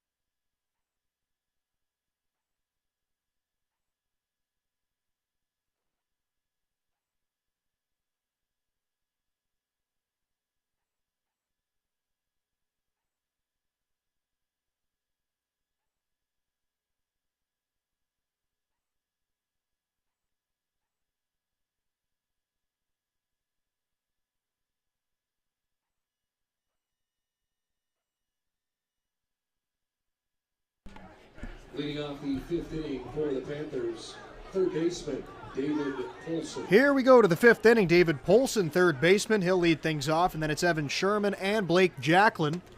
8, 9, and 1 due up on the offensive side of the card for the Panthers. Polson reached last time on an error by Mattingly Roman, and the ball went off his glove, if you remember back to the second inning, and then it went into left field. Corrente starts him off with a fastball right over the plate, and it's 0-1. Well, different start to this inning as the temperature has dipped quite down here at the pond. It started off 23, 24 degrees, but it feels much cooler now as he's looked down to the concourse. A lot of fans starting to throw on the jackets or the sweaters. So our first kind of feel of maybe a little bit of fall baseball in late August for the Jackfish here at home. 1-1 pitch is fouled away by Polson. And it's 1-2. At the start of the game today, it was actually perfect weather for baseball. Not too hot. Sun was out. It was a great day. Now it is cooling down a little bit, but still a good day for postseason baseball here in Welland as the ball is down in the dirt. Evens the count at 2-2. Well, last game as I was leaving, a car who I didn't realize I knew the person after I found out who it was, took a ball right through the windshield from a foul ball. So, you know, it does happen, and we saw so many foul. I remember making a comment how many foul balls were happening in that opening game of the series. Ball's bounced out to shortstop. That's Smybert. Long throw. Picked nicely at first base by Porcelato for the first out of the inning.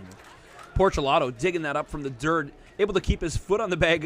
You see him look back at his foot to make sure it's still there, as he had to stretch quite a distance to be able to make that grab. But the good effort from Porcelato as Smyber throw just a little short, but he's able to dig that up for the opening out. And we've talked a lot about the Jackfish defense. Porcelato this year has played a lot of first base. He's also played some second base, some shortstop, also has some time at third base as well, but he's not necessarily a natural first baseman, but he's filled in greatly out there at first base. Pitch from Corrente's hit hard up the middle. That'll get through into center field, a base hit. Evan Sherman with his first hit of the playoffs. He's on at first base, and it's back to the top of the order. Here comes Blake Jacklin. Well, this is where the Kitchener Panthers have struggled today, is they've been able to get a base runner aboard, but they've done nothing with it. So we'll see if the Panthers are able to do a little bit of damage here in the top of the fifth inning, as once again they get a base runner aboard with only one out, and now it's back to the top of the order. Ball's bounced out to second base. Dupuis has it now. Throw over there, and it is in time. Double play. Inning-ending double play. Corrente gets the ground ball. Jackfish go 4-6-3 to finish it off. And Corrente faces the minimum in the fifth inning. Jackfish still lead at 7-0. You're watching Welland Jackfish postseason baseball. Niagara College is a proven leader among Ontario colleges. Our students are prepared to succeed and drive innovation locally and around the world. Our supportive student culture and state-of-the-art learning facilities help you achieve your dream. Choose academic excellence. Choose experiential learning. Choose career success. Choose Niagara College today. Visit niagaracollege.ca/. Radio. Don't worry, you can still listen to us. Download the Giant FM app and listen, or go to giantfm.com and click on the Listen Live player. No radio? No problem. Get the Giant FM app or listen at giantfm.com. Hook. Sport the fish today by visiting the Welland Jackfish Tackle Box, the official merchandise shop of your Jackfish. Visit the stand on game day behind Section 107 or visit us online at shop.wellandjackfish.com. There you'll find official on-field hats, t-shirts, novelties, and so much more. Join the Fishhead Nation and shop today.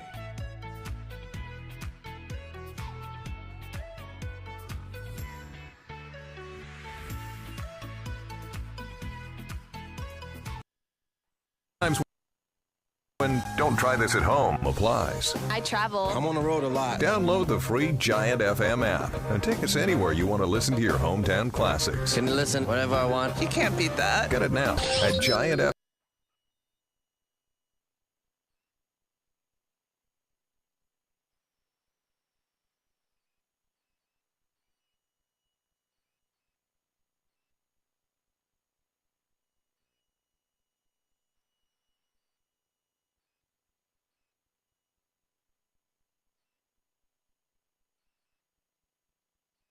Shortstop number 23, James Smybert.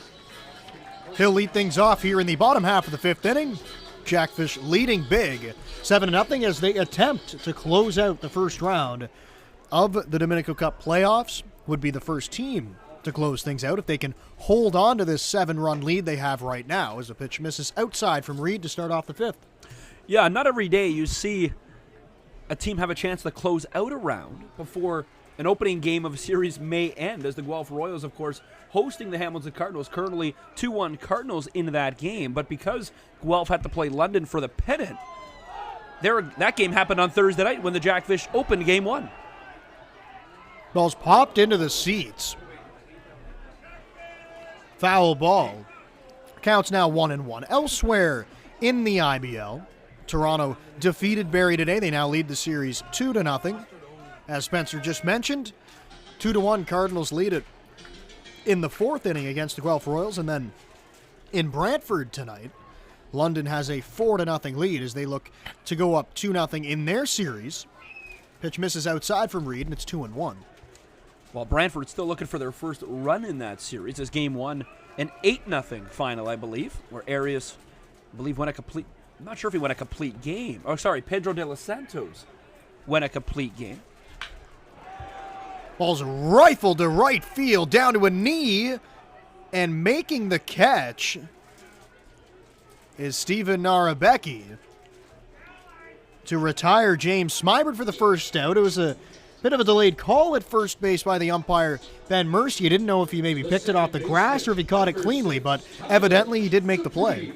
It was a very unorthodox way to make that grab, but a very impressive grab nonetheless to be able to record the out, and I think that's what confused Ben Mercier, as I thought he'd have time to be able to park himself under it or at least make that play standing up, but a very impressive play going down to one knee. Ball hit on a line, possibly lights having a little bit of issue with the lights, maybe.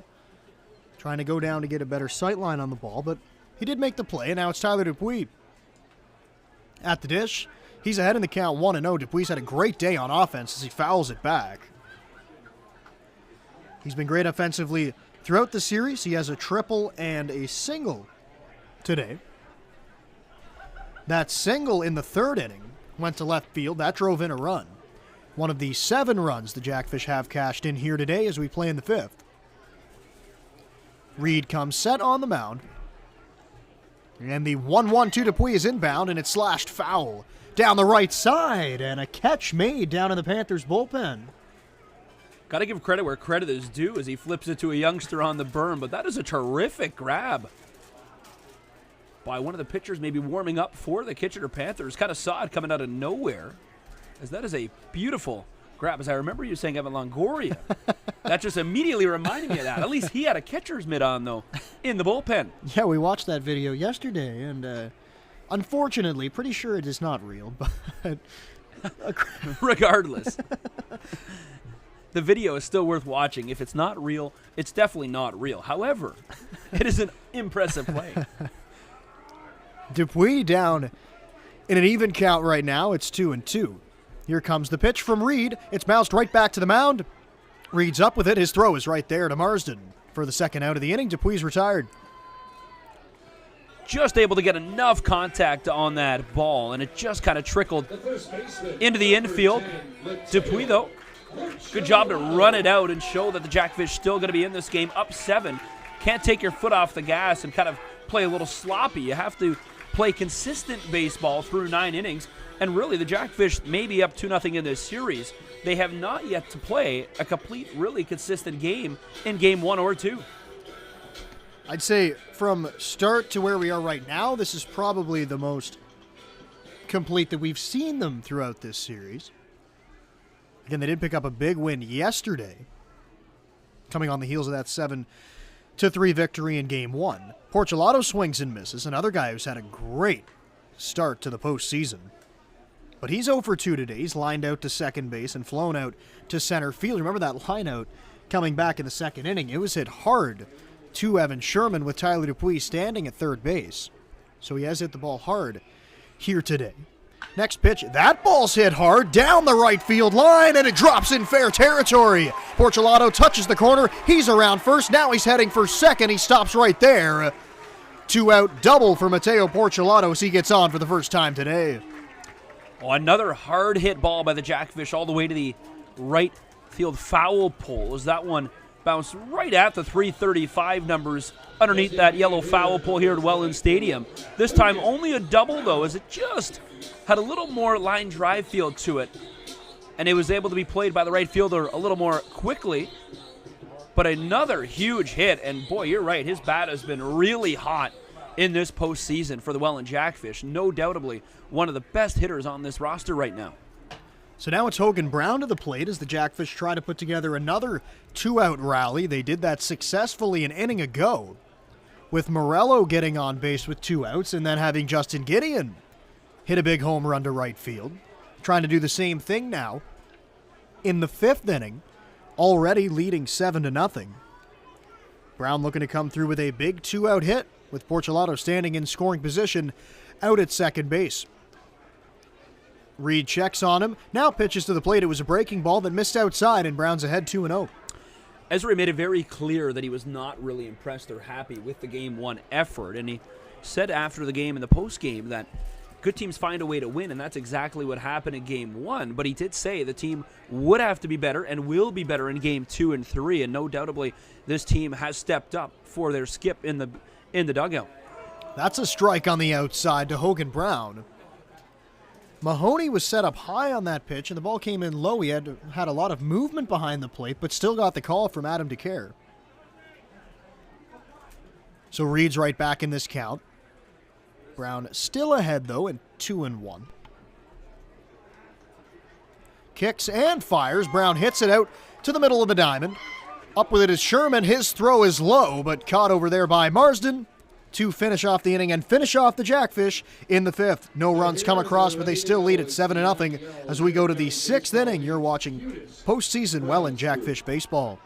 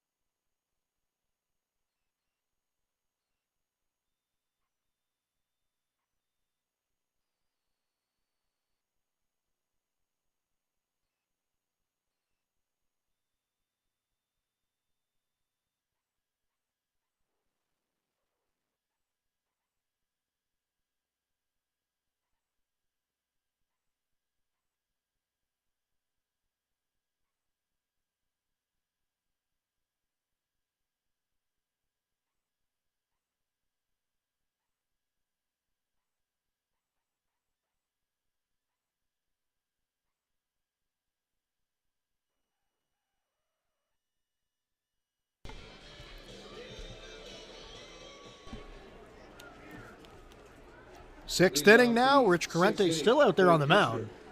He's been great so far in the first. Man, he will face in the 6th inning is Stephen Whalen, the shortstop. Then it's Andy Leader and Keegan Marsden, 2, 3, 4 in this Panthers lineup. This is a big part of the order that really the best hitters in this lineup are in the 2, 3, 4 spots. So if Corrente can get through this unscathed and get through 6 innings of shutout ball, that would be huge for this team as it's 2-0 now. And also I did want to talk about the great start put forth by Mike Wagner a night ago in Kitchener. That's a huge start on the road for Welland. That's probably one of the most productive road starts this team has seen in a long time, as that's probably definitely the best what they expected out of Wagner. You expect a starting pitcher to go quite a few innings, and he did a tremendous job. Really, not too many problems you see with the line for Wagner as he got a perfect road start, as you could call it, in a 12-2 victory. And talking before the series, we kind of mentioned how Kitchener does have a pretty good lineup, and Wagner was able to silence them through 7 innings. And then Casey Howard came into the game to pitch the final 2. But that's huge now as this bullpen is well rested, but they may not need to be, as Corrente with another strikeout, his 4th of the game. Yeah, another strikeout where, again, they don't swing, and he's just been able to paint that strike zone. You can only say it so many times, but a huge breaking ball that comes in over the plate that fools the batter for the Kitchener Panthers. Ball started inside and is able to slide right in across the plate. A huge off-speed pitch from the lefty. And he has 4 strikeouts, and you just kind of alluded to it right there. All 4 strikeouts have been the looking variety.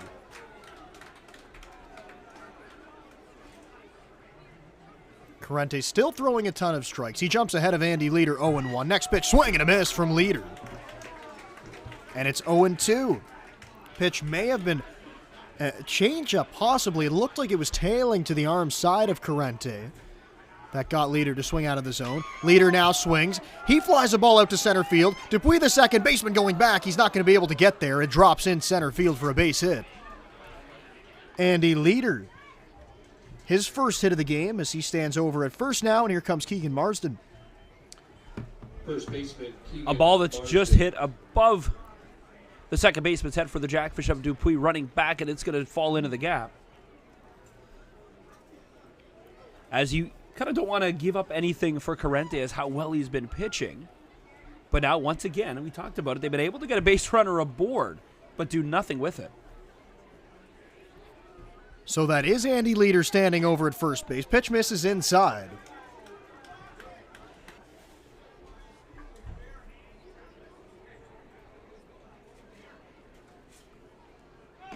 A swing and a miss from the first baseman on the Panthers, and it's 1-1. Good job by Corrente there. He's very dominant tonight with his off-speed variety pitches, but able to get some heat by him. And Corrente, after having a double Tommy John surgery, doesn't have that ability to really throw gas. But again, another fastball gets it in there for a strike. He's just really confident on the mound tonight here in the sixth. It's just his ability to get the ball over the plate. I mean, he gets the hitters to get themselves out sometimes. That's another pitch that's over the plate, and it's fouled away. Now, today has been a little bit uncharacteristic with his 4 strikeouts, but he's gotten big ground balls when he needed them. He's gotten a double play in this game. Maybe looking for another one right here. But he hasn't had to throw a ton of pitches either. He's been good, and he's been very efficient so far. The lefty deals to the plate. Marsden checks his swing. Definitely did not go around, so that'll be a 2-2 count now. Looked like it was close on the inside corner, though. Yeah, I think that was the question of maybe that did catch a piece of the inside corner, not as much as if he did go around, as that was a good job to be able to hold that bat in place without getting it over the plate. 2-2, Marsden bounced out to first base. That's picked up in foul territory by Porchelato. If that ball stays fair, probably no shot at getting 2. Porchelato would have to take the sure out at first, but the ball did get into foul territory, so Marsden will go back to the plate, and he'll do it again. Well, the way Corrente's been pitching, you'd almost rather take that out, as he seems to be able to get out of jams so easily, as the Panthers have had a man on first, even on second a couple of times in this ball game, but have not been able to cash anything in. Now Marsden hits a ball to center field. Morello incoming, and he's there to make the catch. Back to first base is Andy Leader, and there's 2 outs. Able to park right under that one and make that easy grab for the second out. Kind of a pump fake to throw to first, but a wise decision not to, as that's what the Jackfish struggled with in Game 1. So many times, throwing errors were able to move base runners around the diamond for the Kitchener Panthers. And now the kind of script is flipped here, and the Panthers have really had a very poor night defensively. First pitch to the left-handed hitting Steven Narabecki is a strike. Narabecki in the game has popped up to second base. He's also grounded out to second base, make him 0 for 2. Leader had 5 stolen bases on the year, standing over at first base, being held on by Porchelato, and another strike poured over by Rich Corrente. That time it was in a perfect spot on the outside corner. That's another thing with Corrente, too. He doesn't just throw it over the plate to throw it over the plate. He puts it in a good spot a lot of the time. And that's what allows him to get that weak contact. He gets contact to third base. That's gloved by Romanen. Spin around, throw, picked out of the dirt by Porchelato. And a sparkling defensive play on both ends to finish off the top of the 6th inning. We go now to the bottom half of the 6th with the Jackfish leading at 7-0. You're watching postseason Welland Jackfish baseball. Who will be stacking and dashing tonight? Listen, Rob, we got a first year. We got some experience versus some youth out here. I like the experience odds. They've seen this thing a million times. We got Danica and Marina versus Luke and Rachel. Here's how this works. When I say go, one of your partners is going to take off, grab a donut, stack it on your partner. Once all 4 are stacked, you run back to Jacques. First person across the line wins $25 to Tim Hortons. Fans, we're having a night. Spencer Hill's worth the contestants on your left. Get set. Go! They're off. Here we go. So he's good.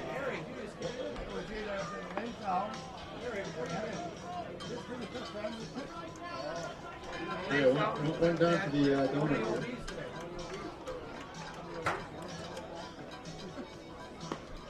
didn't say stop cheering. You're a pin drop in there. Unbelievable. What? Is it not Coach Adam? You don't cheer? What is this? Unbelievable. All right, we got the last donut here. There we go.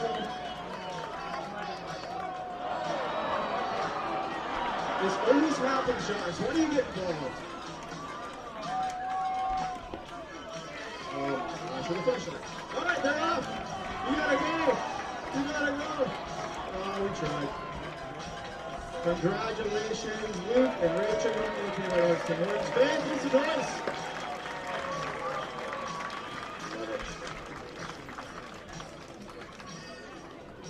Tim Hortons is the official donut and coffee of the Welland Jackfish. Visit them at 852 Niagara Street. Tim Hortons, always fresh. 2023 Jackfish season tickets, 2022 Jackfish playoff tickets on sale now. Visit our website or visit the box office tonight. Now I'm in commercial.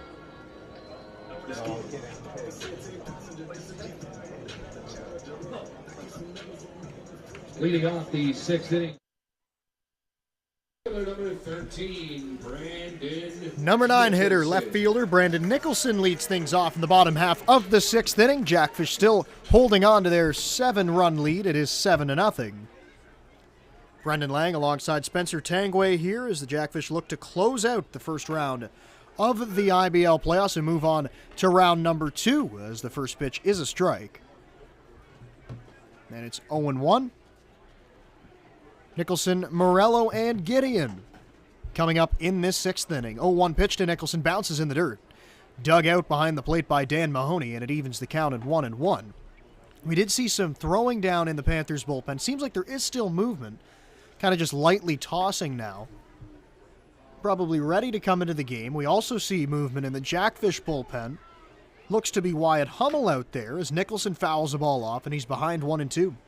When you look at the Jackfish pitching depth and who we might see in this series, we were talking about who the starters may be in the rotation, and clearly the first 3 guys of Harford, Wagner, and Carente have done the job that Ezeri has wanted. But you think, who might be that 4th guy if you might need a pivotal 4th guy, and Hummel could be that guy to come in a potential Game 4, if needed, of course, to start. Hummel, a guy who has made some starts for them this year. Also, Brett Lawson down there made some starts for them last year. Probably more so in a relief role this year, but when you get into possibly a 7-game series, if the Jackfish were to get that far, you may need a 4th starter in that series. Comes the 1-2 to Nicholson. Breaking ball popped up high in the air, pushing Whalen, the shortstop, back. Now it's Blake Jacklin, the left fielder, coming in to make the catch. Long run for Jacklin, but he makes it easily, and there's 1 out. First thing I did was look for Andy Leader, as he's been involved in a couple of collisions today, as a couple of players, Jacklin has tripped over him. And I know the shortstop has tripped over him as well. So Andy Leader has been the center of attention today in the outfield, as they have made tremendous defensive plays to be able to get a couple of outs and steal a couple of hits from the Jackfish. So it is Gio Morello now at the plate. Morello had a base hit. His last time up came all the way around the bags to score on that Justin Gideon home run. Gideon waits on deck, and Morello takes a first pitch strike from Brett Reed, and he falls behind 0-1. All in all, though, Reed out here on the mound, he's pitched pretty well since coming out of the bullpen. Yeah, really, again, the defensive errors is what stands out in my mind for the Kitchener Panthers tonight. They just really came flat into this ball game, something they did not do in Game 1 or 2. Morello pops the ball up, foul, and nobody will be able to get there. Jacklin had too far of a ways to go that time, so it drops in foul territory, but Morello's behind in the count 0-2. It is a left-hander warming up in the bullpen for the Panthers. You look at the pitching lines and the pitching stats for the Kitchener Panthers in this game. A couple of balks, of course, really caused frustration for Tyler Lawrence as he was dinged with a balk in the first inning and the second inning, which allowed both base runners to move into scoring position, which they both were able to cash in by the Jackfish. Something you don't often see, but the actual pitching from the Panthers has not been that bad at all. as Reed continues to do a tremendous job really coming out of the pen in relief of Lawrence. And that's another reason it's so hard to pitch to this Jackfish lineup, because if you make those little mistakes, they've been so good at hitting with runners in scoring position this year. They make you pay a lot of the time, and they've done that here today. So they lead it 7-0 in the 6th inning. Pitch to Morello. It's popped up high on the infield. That's Welland now, just at the cut of the grass. Now coming onto the dirt, making the grab. No, he dropped it. It went off his glove.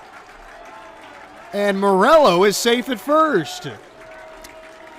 Well, it'll be another error charged against the defense for the Kitchener Panthers, and just something, a silly little take your eye off the ball for a second, and he was unable to squeeze it. The ball landed pretty much in the palm of his mitt.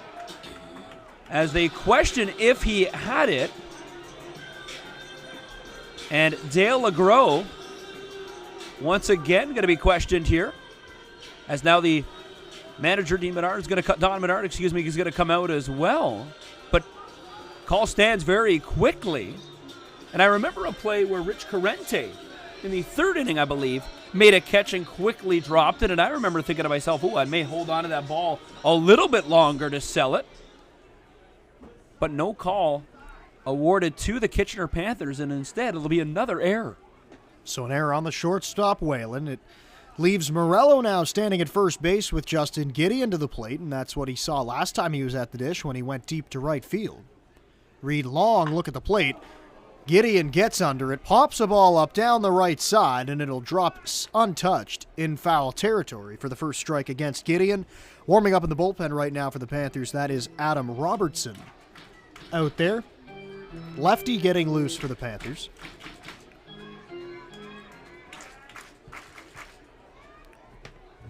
Throw over to first base, back easily is Morello, and we just finished off the point talking about how the Jackfish have been able to take advantage of the mistakes that the Panthers have made. And another defensive miscue, that time by Welland. See if the Jackfish can make them pay for that one as well. Another throw over to first base, very concerned about Morello, and we saw this the last time Gideon was at the plate. Very concerned about the runner, and it didn't pay off too well. No, they threw 4 attempts back at Morello. The next pitch went yard for Justin Gideon. Another big swing, but he was late and fouled it off down the left side onto the berm. When we watch him in batting practice, there's a couple of times we ask, how did that get out? Because he hits it so high. And tonight, the ball is really not carrying and flying that well here at Welland Stadium. A couple of times we saw hits go almost to the warning track, which looked like, that could get out of the ballpark. But they don't, as the air really causing some difficulties for the baseballs to fly here tonight. But he is able to just put the balls in the air and carry them a long way. Definitely got lots of strength at the dish as Morello's running. The throw down from Mahoney, it bounces in there, and he's called out.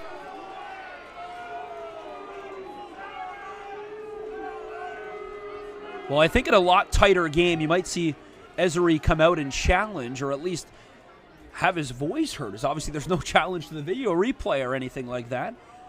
But in a 7-0 game, they'll quietly go off, and Morello cannot believe the call. It did not look close from here. But Dale LeGros, I don't know if you want to make another call against the Kitchener Panthers, as just got away with, of course, that drop ball, he said, as the Panthers argue that ball was caught. Now he goes in favor of the Panthers. So after the caught stealing by Morello, it's Justin Gideon swinging and missing. And now there's some chatter between Brett Reed and Justin Gideon as they walk off the field. As things are getting interesting here, because we go into the 7th inning with the Jackfish up big, leading at 7-0. Time is now. You're ready for your next big step. Niagara College is a proven leader among Ontario colleges. Our students are prepared to succeed and drive innovation locally and around the world. Our supportive student culture and state-of-the-art learning facilities help you achieve your dream. Choose academic excellence. Choose experiential learning. Choose career success. Choose Niagara College today. Visit niagaracollege.ca/. Radio. Don't worry, you can still listen to us. Download the Giant FM app and listen. or go to giantfm.com and click on the Listen Live player. No radio? No problem. Get the Giant FM app or listen at giantfm.com. Hooked?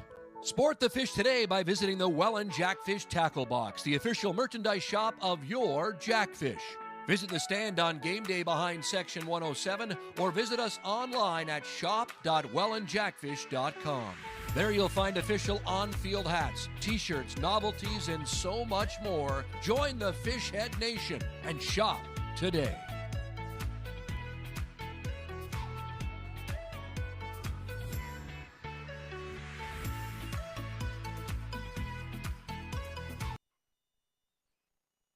Times when don't try this at home applies. I travel. I'm on the road a lot. Download the free Giant FM app and take us anywhere you want to listen to your hometown classics. Can listen whenever I want. You can't beat that. Get it now at Giant FM.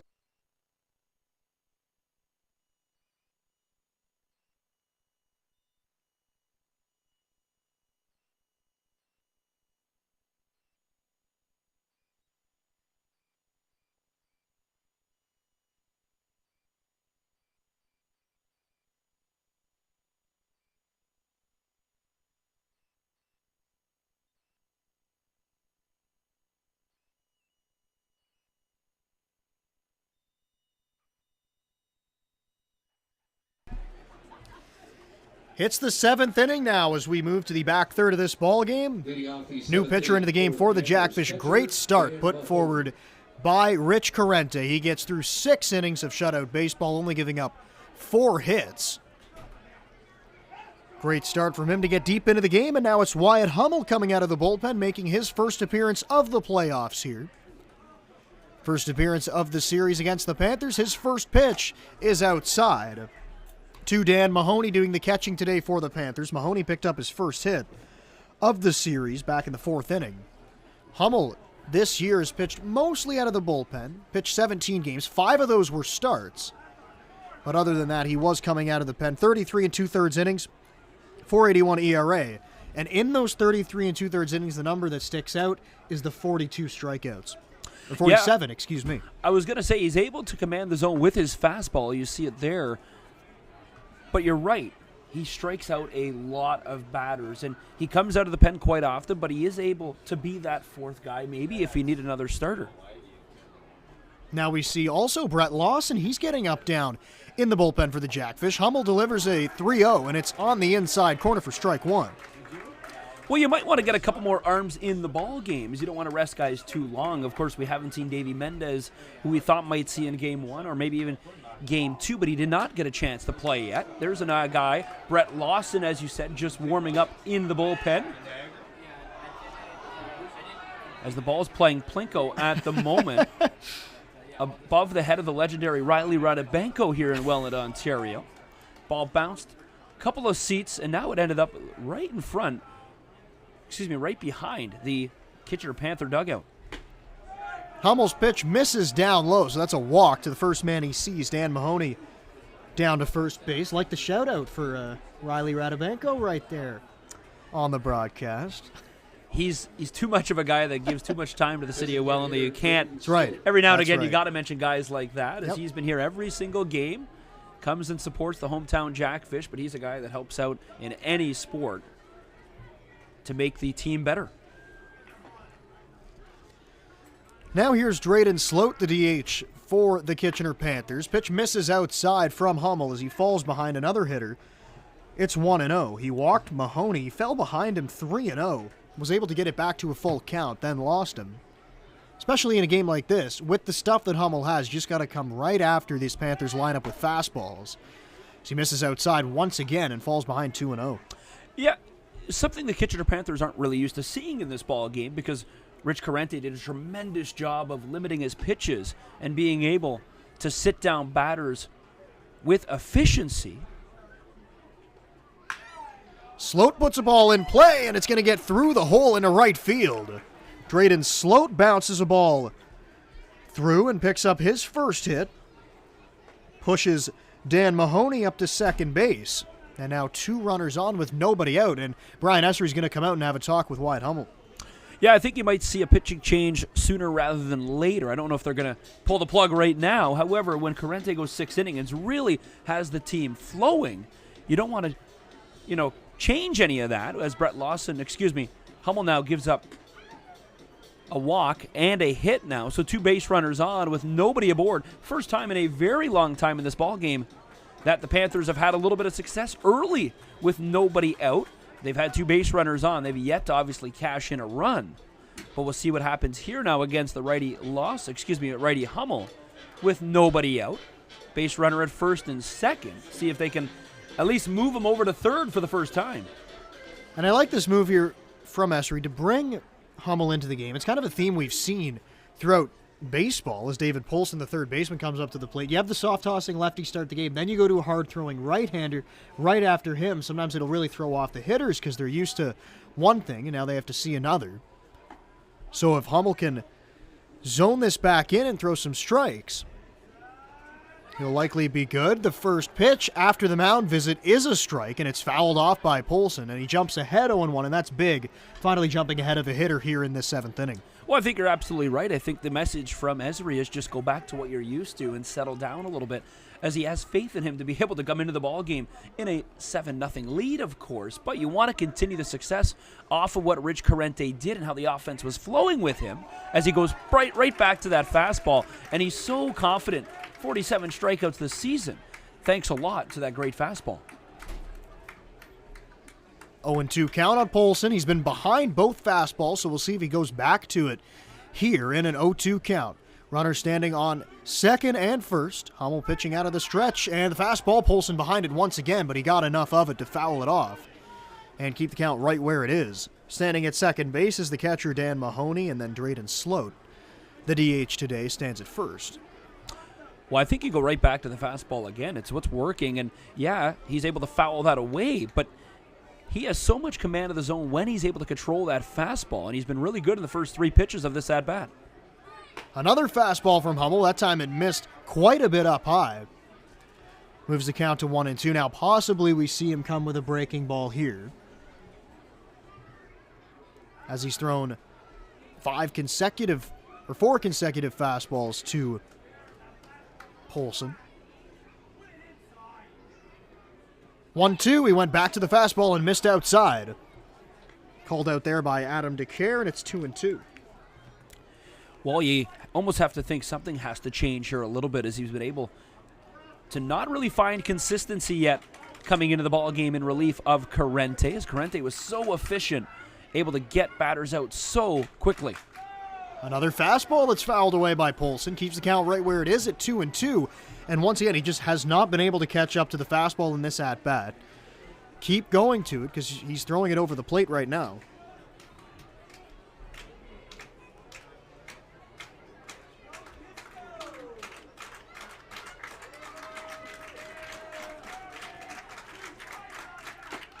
Two misses in the dirt. Polson had to jump out of the way of it. He got out of the way, but now the count runs full at 3-2. Hummel at risk of walking another one and loading the bases up.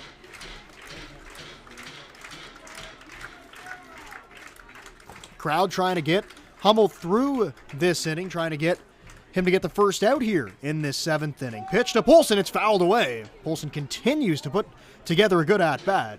Keeps the count full.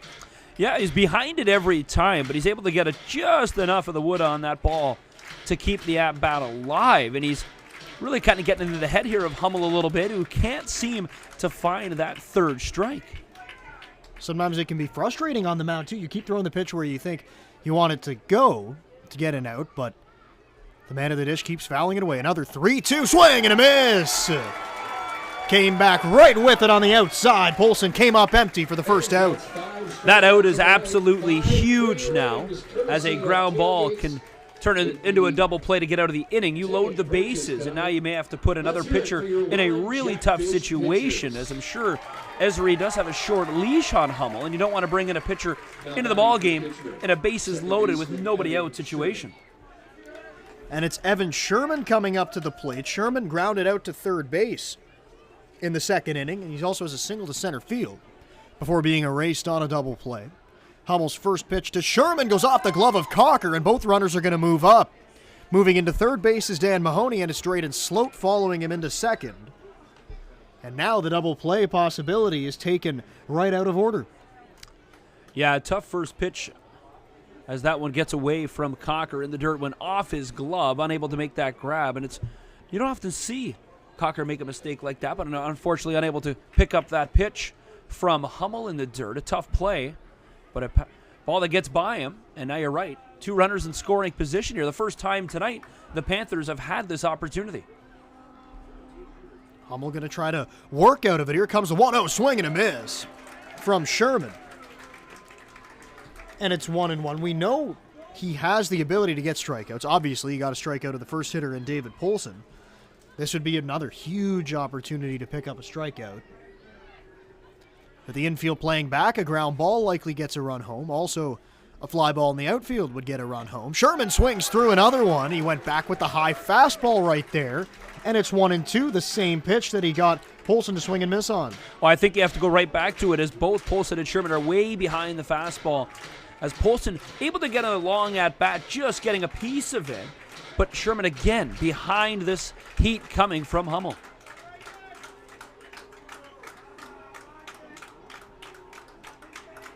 One-two is inbound, fouled off. Sherman that time was able to get around on it and stay alive. Not sure if we don't have a gun, obviously, but that seemed to be one of his probably pitches that had the most heat on it of this at-bat as he tried to put a little more extra oomph into that one to get the K and get another out as he really tried to pour everything he had into that last pitch. Still working to get the strikeout here in a 1-2 count, and the pitch from Hummel fouled straight back once again. And you got to credit these Panthers hitters in this inning. They've put together good at-bats against Hummel. Well, we know they have a good lineup. We can only echo that so many times, and so many guys out of the lineup all season long tonight. They're missing 2 of their better hitters, but this is what they do to pitchers is they really work them. Frustrating, but again, last at bat, you got to remember he was able to get the strikeout and stay consistent. Another 1-2 from Hummel, swing and a miss, got him on a breaking ball, out number 2. We have to like the confidence from Hummel as he knows his fastball was good, and now he gets him with an off-speed pitch. And his off-speed pitch, which he hadn't really thrown at all through the last maybe 10 pitches or so, all fastballs coming into the zone. Now it goes to a pitch he hadn't thrown in over 10 pitches, and it's perfect right down the middle, and it fools the batter. Now it's back to the top of the order in Blake Jacklin. Jacklin 0 for 3 is grounded into a double play, and he rifles it back up the middle. A base hit for Jacklin. Mahoney's in to score. Slowed around third. Here comes the throw to the plate. It's not going to be in time. 2 RBI base hit for Blake Jacklin, and the Panthers are on the board now. It's 7-2. Well, the Panthers get on the board. It's their 7th run of the series, and it's a little bit of momentum here in the top of the 7th inning, as they've been unable to get any more than 2 runs in an inning. Now they have a chance with a runner on second base in scoring position to get right back in this ball game. It was 7-0, but he thought and expected that fastball coming right down the middle, and he was ahead of it and sent that one right back up the middle. No chance for the Jackfish to do any sort of damage control there. Both runners coming across the plate. Now it's Stephen Whalen swinging through the first pitch he sees from Wyatt Hummel, and it's 0-1. Jacklin in the postseason was .286 coming into play. Then he was 0 for 3 today before that 2 RBI single. Panthers not going down without a fight. Now only a 5-run game. In the top of the 7th inning, 7-2 is our score. Now Whalen bounces the ball out to second base, picked on a short hop by Dupuis. His throw is in time to get Stephen Whalen at first base. But Blake Jacklin comes through with the biggest hit of the game so far for the Panthers. He drives home 2 runs on an RBI single back up the middle. They're on the board. It's now 7-2. Jackfish lead it as it is stretch time here at the pond. We go to the bottom of the 7th inning. Harry Carey. Thank you so much, Rodney. Meatloaf once said 2 out of 3 ain't bad. But tonight, 3 out of 5 will have to work. So everybody up and let's make that happen. A 1, a 2, a 3. Take me out to the ball game. Take me out with the crowd. Buy me some peanuts and Cracker Jacks. I don't care if I ever get back and root for the Jackfish. If they lose, it's a shame, 'cause it's at the old ball game. 3 out of 5.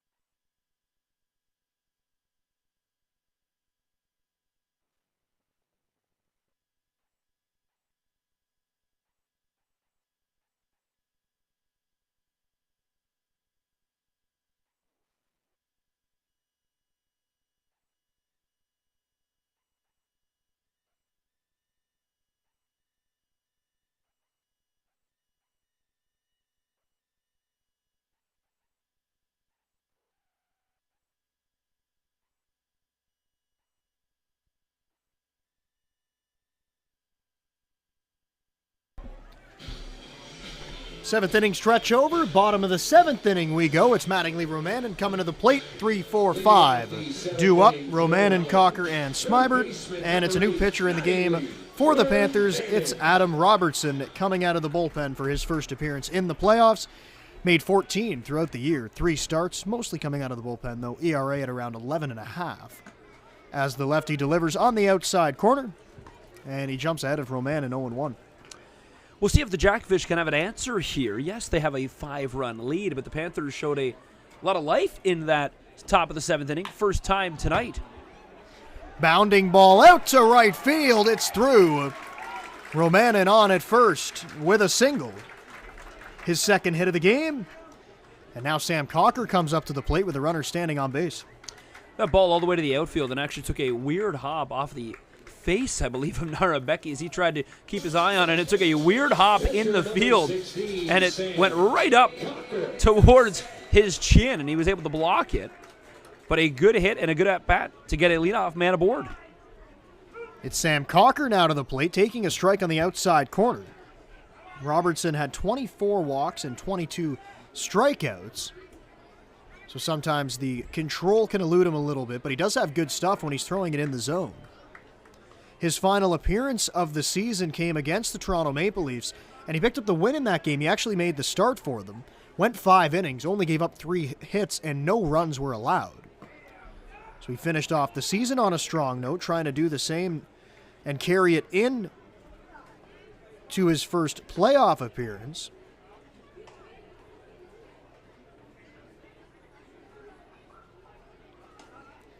The lefty deals inside.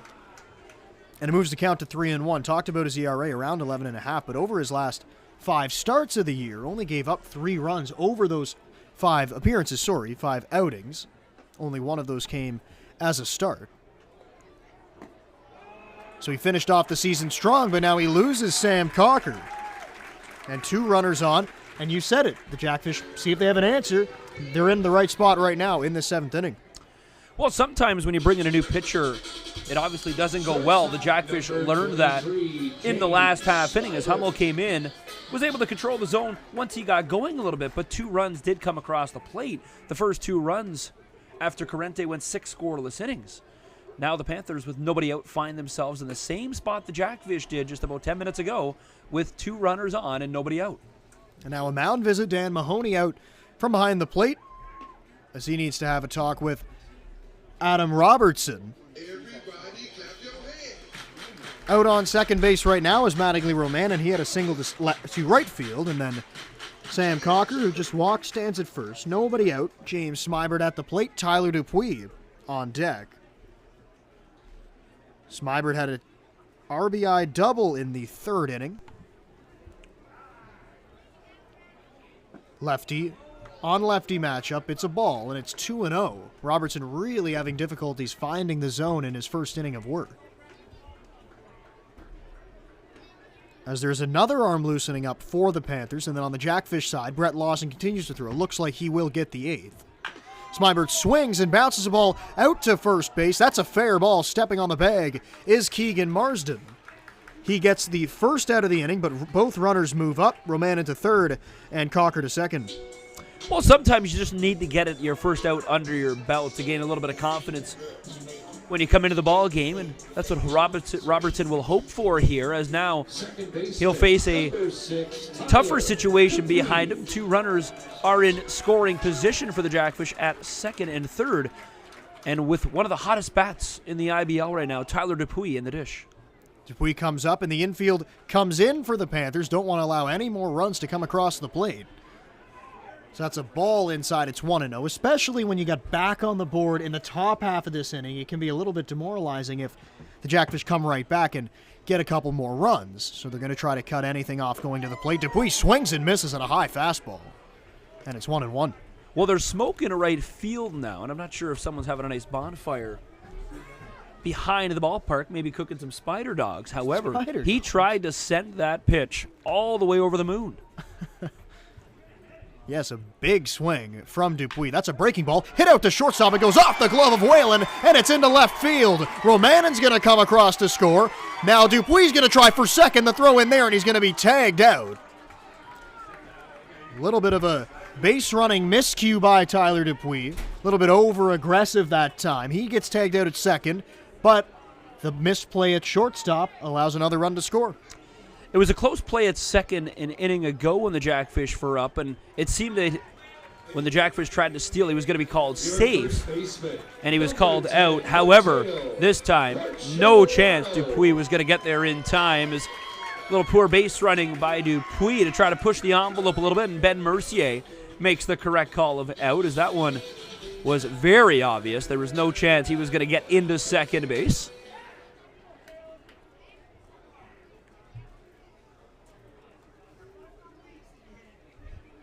Mateo Porcelato comes up. Breaking ball misses inside.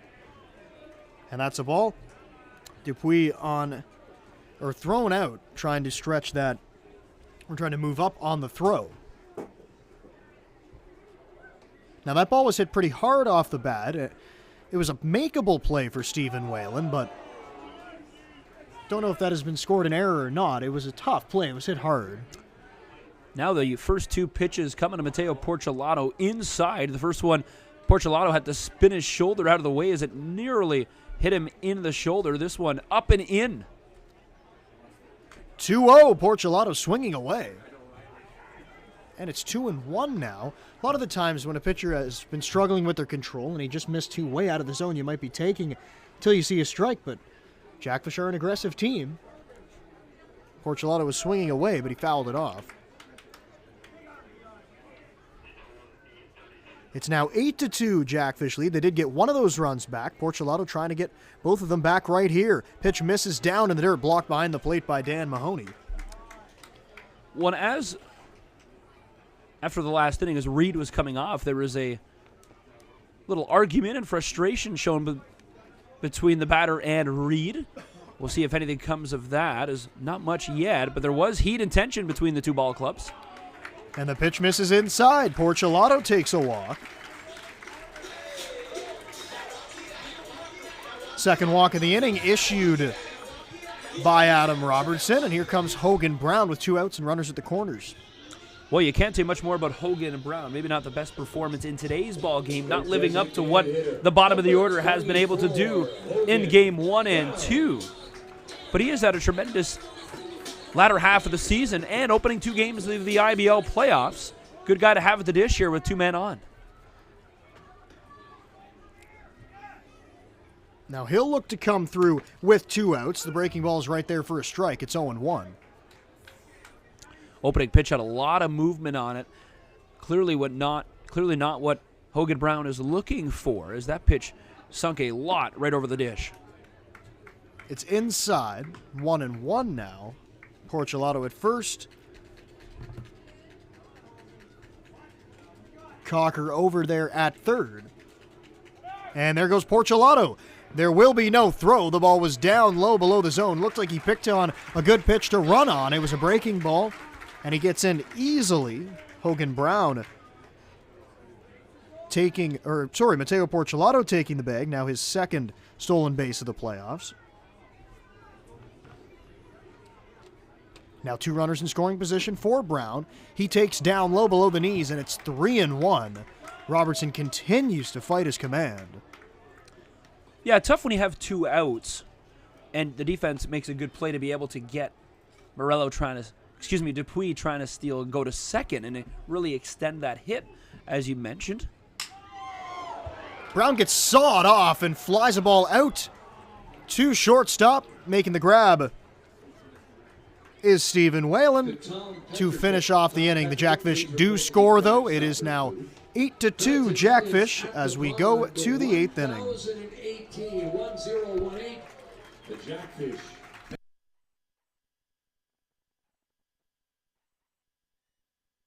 Time is now. You're ready for your next big step. Niagara College is a proven leader among Ontario colleges. Our students are prepared to succeed and drive innovation locally and around the world. Our supportive student culture and state-of-the-art learning facilities help you achieve your dream. Choose academic excellence. Choose experiential learning. Choose career success. Choose Niagara College today. Visit niagaracollege.ca/. Don't worry, you can still listen to us. Download the Giant FM app and listen. Or go to giantfm.com and click on the Listen Live player. No radio? No problem. Get the Giant FM app or listen at giantfm.com. Hooked. Sport the fish today by visiting the Welland Jackfish Tackle Box, the official merchandise shop of your Jackfish. Visit the stand on game day behind Section 107 or visit us online at shop.wellandjackfish.com.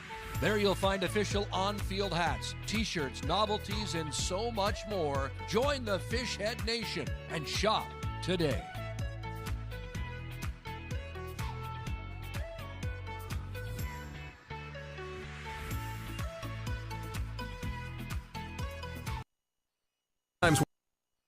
When don't try this at home applies. I travel. I'm on the road a lot. Download the free Giant FM app and take us anywhere you want to listen to your hometown classics. Can you listen whenever I want? You can't beat that. Get it now at Giant FM.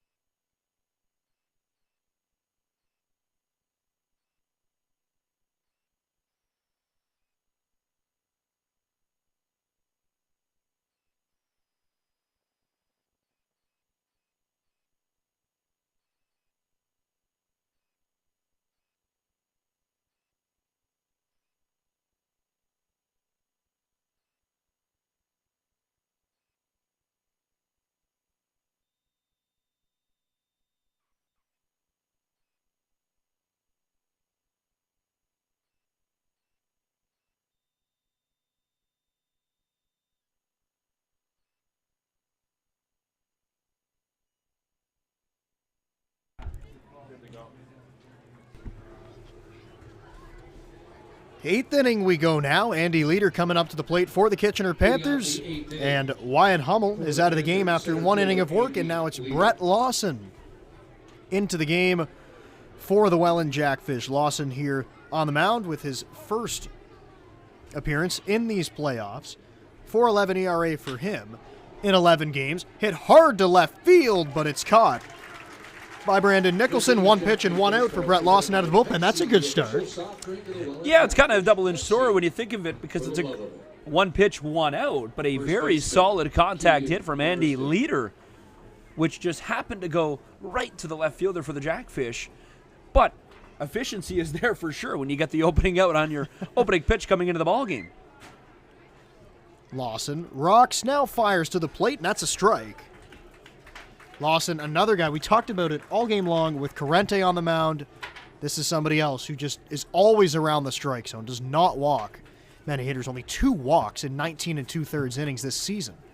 So he misses down low, it's 1-1. And we talked about it a little bit during the broadcast during the first game, but the Jackfish have had a really good bullpen this year, and it's something that's going to be relied upon as they go deeper into these playoffs. Yeah, the bullpen has saved kind of the starters sometimes. And the bullpen has really come in to do a lot more innings than what they may have needed to do.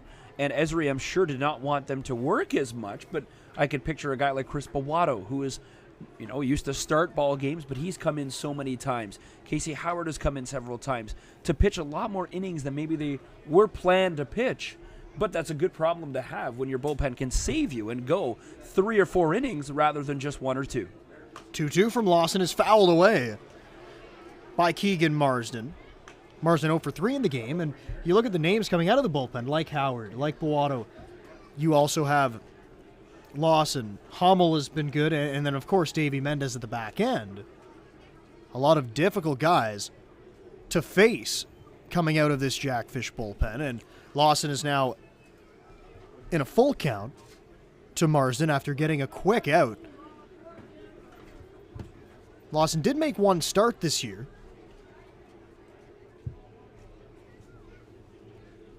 That pitch is topped on the ground, out to second base. Now in the middle of the diamond, Dupuis throws across his body, and it can't be picked up at first base by Porchelato. Gets past him. Porchelato a little bit frustrated with himself. Thought he could have dug that ball out. It was a tough play that would have had to have been made by Dupuis. Well, he has made so many tremendous plays tonight at first base, digging so many balls up that really the infielders have not thrown him the best best balls for a probability to make that play. He has come up with so many key plays at first base. That one, a really tough play for Dupuis to be able to on the run, as it was about a 3-hopper at him. The throw too low and just out of the reach of the first baseman, Mateo Porchelato. Now it's Steven Narabecki at the plate taking outside. 1-0. Lawson got that weak contact, but again, a difficult play for Dupuis going across his body.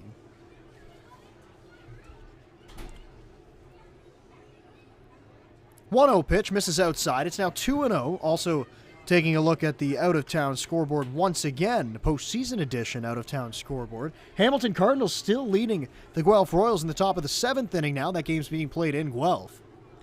London is ahead 10-0 against the Brantford Red Sox. And, of course, the Toronto Maple Leafs won 6-3 today to push their lead to 2-0 over the Barrie Bay Cats. Jackfish leading at 8-2 here in Welland as they look to close out the series. Well, Guelph had a terrific season after taking the year off due to COVID, of course, coming back with a tied for first and then losing just short in a 4-3 decision in London in the pennant race game. Narabecki hits a ball hard to right field. It's down in front of Gideon. Narabecki now 1 for 4 on the day. And 2 runners on. And that brings up Dan Mahoney. Catcher Dan Mahoney. And what you want to get right there, of course, is it was a long at-bat, and he's able to win that at-bat with a ball hit hard into the outfield. And now once again, second time that the Kitchener Panthers have 2 base runners on. The first time they were able to cash in 2 runs. We'll see if they can do the same here in the 8th inning. They do trail by 6, though, as the Jackfish were able to get that 1 run back in the bottom of the 7th inning. So a long conversation between Cocker and Lawson. Cocker now back and ready to go. Dan Mahoney had a base hit in the 4th inning. He's also walked and come around to score one of the 2 runs for the Panthers. First pitch to Mahoney is down low in the dirt from Lawson. And it's 1-0 after Mahoney will be Drayden Sloat. He stands on deck. Well, tough job, obviously, the catcher, and it's such an underrated position if you can have a good catcher, because he has to realize the tendencies and what each pitcher likes. Do they like a long conversation? Do they like to be left alone? Or can you have a good open conversation with anyone and just be that personality that Sam Cocker is? He's such a likable guy. No matter what he says to the pitcher, it's pretty hard to get upset with him, or even if he's trying to get on the same page. He's just there to make himself and the team better. 2-0 from Lawson. That's right at the knees, a strike. Dan Mahoney might have thought it was down below the zone, but Lawson gets the call, and it's 2-1. We'll see if that strike now can get Lawson back into the zone. See if he can get out of this inning here unscathed. 2 runners on base. Pitch to Mahoney. It's down low, and it's now 3-1 to the Panthers catcher. That pitch definitely below the knees as the last one just catching a piece of the strike zone, but that one clearly below the knees. And again, the Jackfish bullpen not really coming in as they used to, being so dominant in relief. Now Lawson gets the strike call on the outside. It's 3-2. Second time we've seen a 3-2 count. Lawson get himself into in this outing as he pitches here in the 8th inning. Nobody up yet in the Jackfish bullpen. This is Lawson's inning. Here comes the 3-2. It's bounced out to second base. Dupuis comes up with it, flips to Smybert for one. Throw back to first. It's in time for a double play. Lawson works out of it. A slow developing play. Great turn at the bag. And the Jackfish get out of the 8th with no runs coming in to score. They still lead it 8-2 as we go to the bottom half of the 8th inning. You're watching postseason Welland Jackfish baseball. Here we go. Who's the contestant? Bear with me, got some challenging names here. Aaliyah, Soraya, Taya, Alessia. Boom! Hit it. All right. We got the youngest of the crowd ever for musical chairs. I don't have to explain it. All we want to win tonight is candy. So mom, dad, I'm sorry. But they're going to win candy and a Jackfish baseball. We'll get some later. Are you ready? Hit those tunes there, Ryan.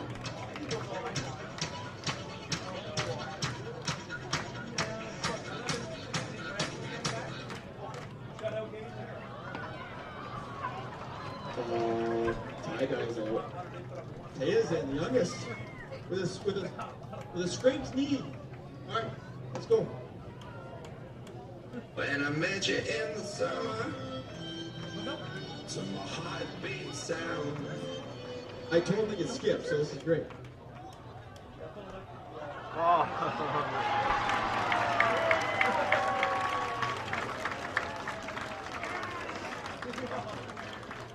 Birthday girl and Taya. Oh, here we go. By the way, happy birthday. Just thank you. Last round, I love it. Here we go.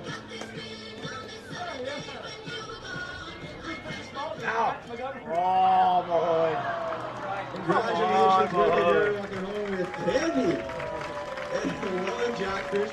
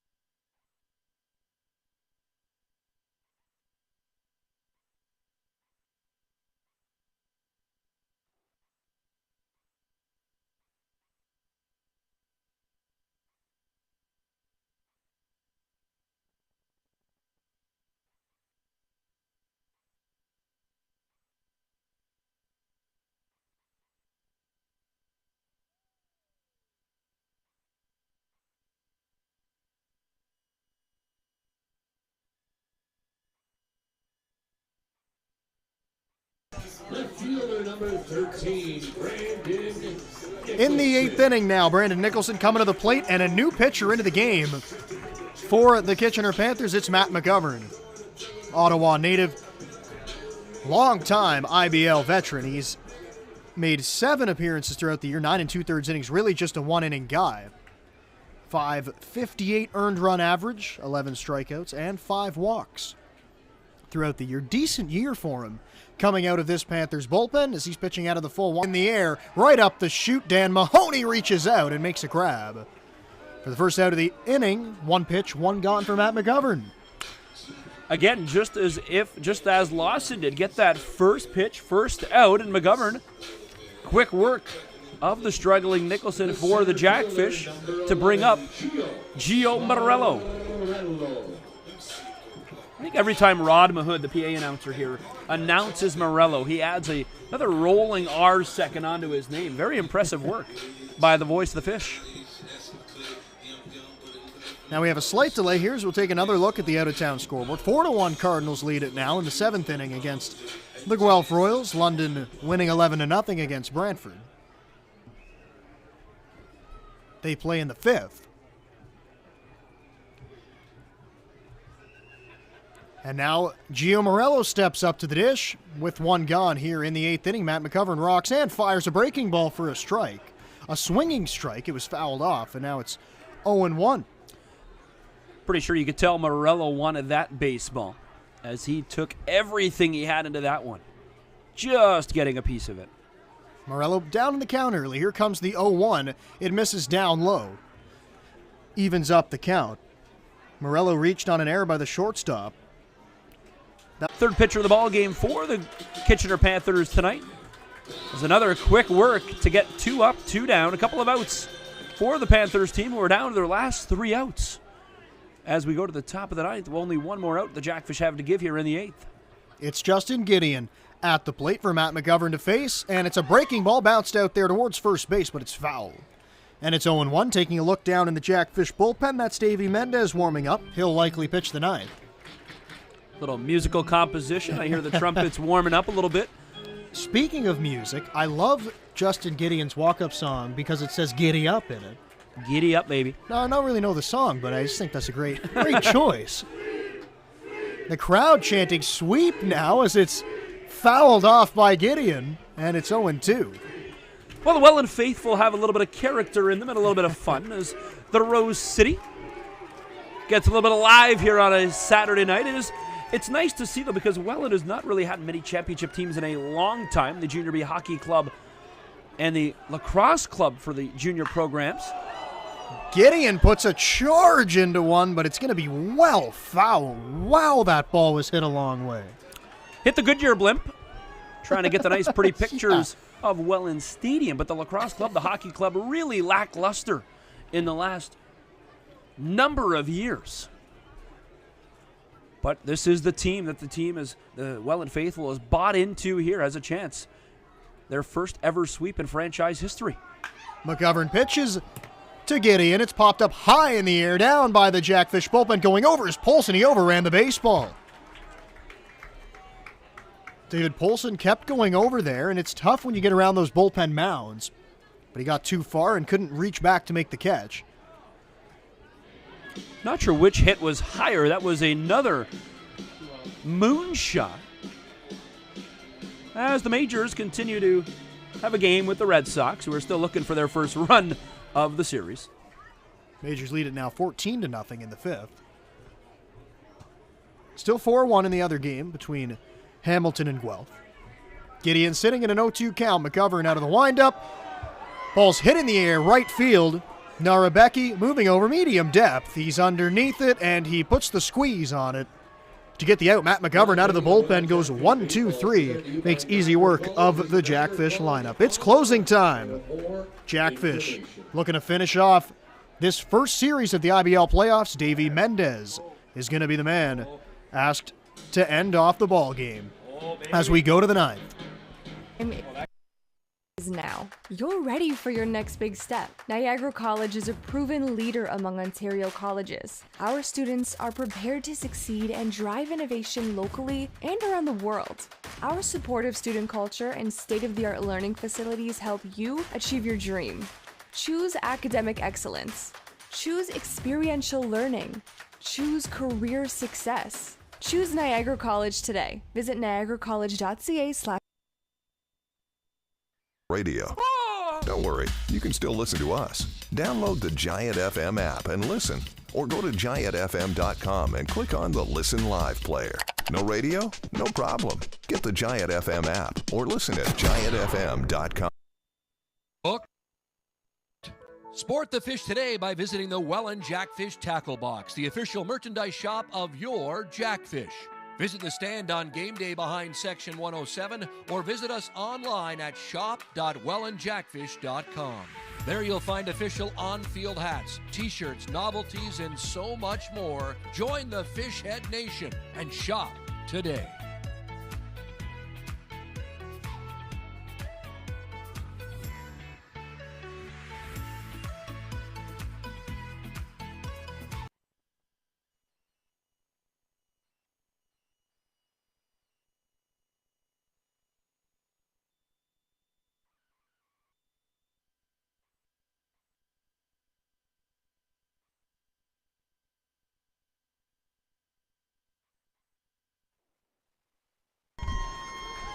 It is the top of the ninth inning. Davy Mendez into the game as the trumpets sound.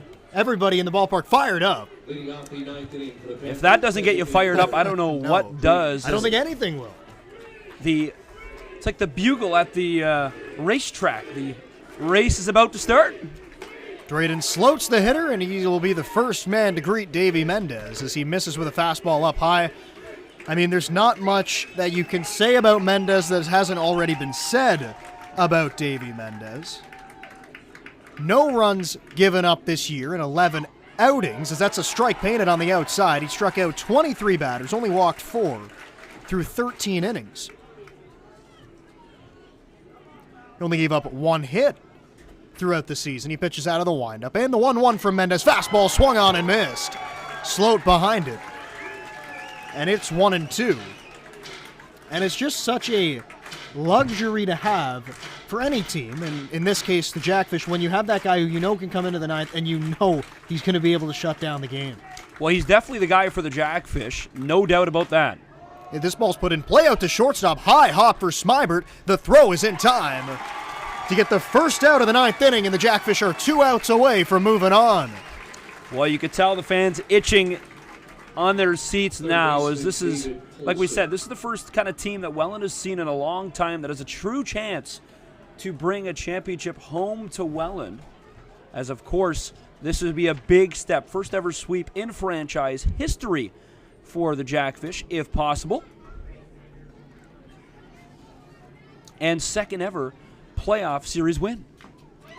First pitch is fouled away from Polson at the plate. Mendez played in the Dominican Winter League and the Mexican League professionally this year. Was originally signed by the Tampa Bay Rays back in 2012.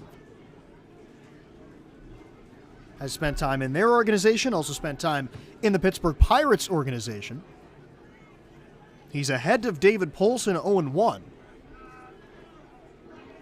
Evan Sherman is on deck. 0-1 offering from Mendez is popped up high in the air to left field. Drifting over is Nicholson. He makes the catch, and the Jackfish are 1 out away.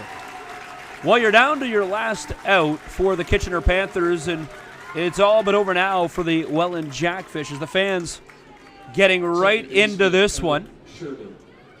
As Davy Mendez, really only 6 pitches so far to get the first 2 outs. It's going to be the number 9 hitter, Evan Sherman, as he's the last chance for the Kitchener Panthers to try to extend their season, so to speak. First pitch is swung on and missed. A high fastball. Sherman's way behind it. Well, when you're throwing 96, 97 miles an hour, it's pretty hard to be able to catch up to the heat of Mendez. Not a save situation, but Mendez trying to close things down. 0-1 is way up high. He missed as he tapped his chest, saying, "It's my bad." It looked like he slipped a little bit on the mound, actually.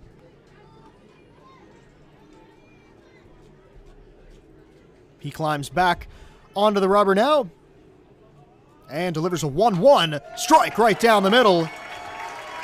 And the Panthers are down to their final strike, Spencer. Well, talk about a comebacker, and here it is. Mendez, the stage is yours.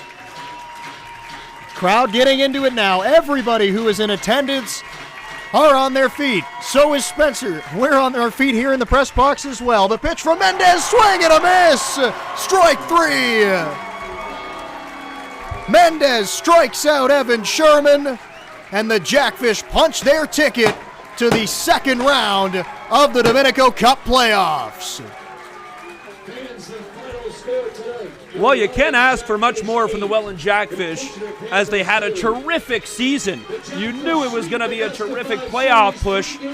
This town, this city wants to see a championship come here, and that is a dominant performance through round one. No other way to put it, a clean sweep of the Panthers. The Jackfish came into this series as the higher seed. They finished in the 3 spot. Kitchener was in the 6 spot.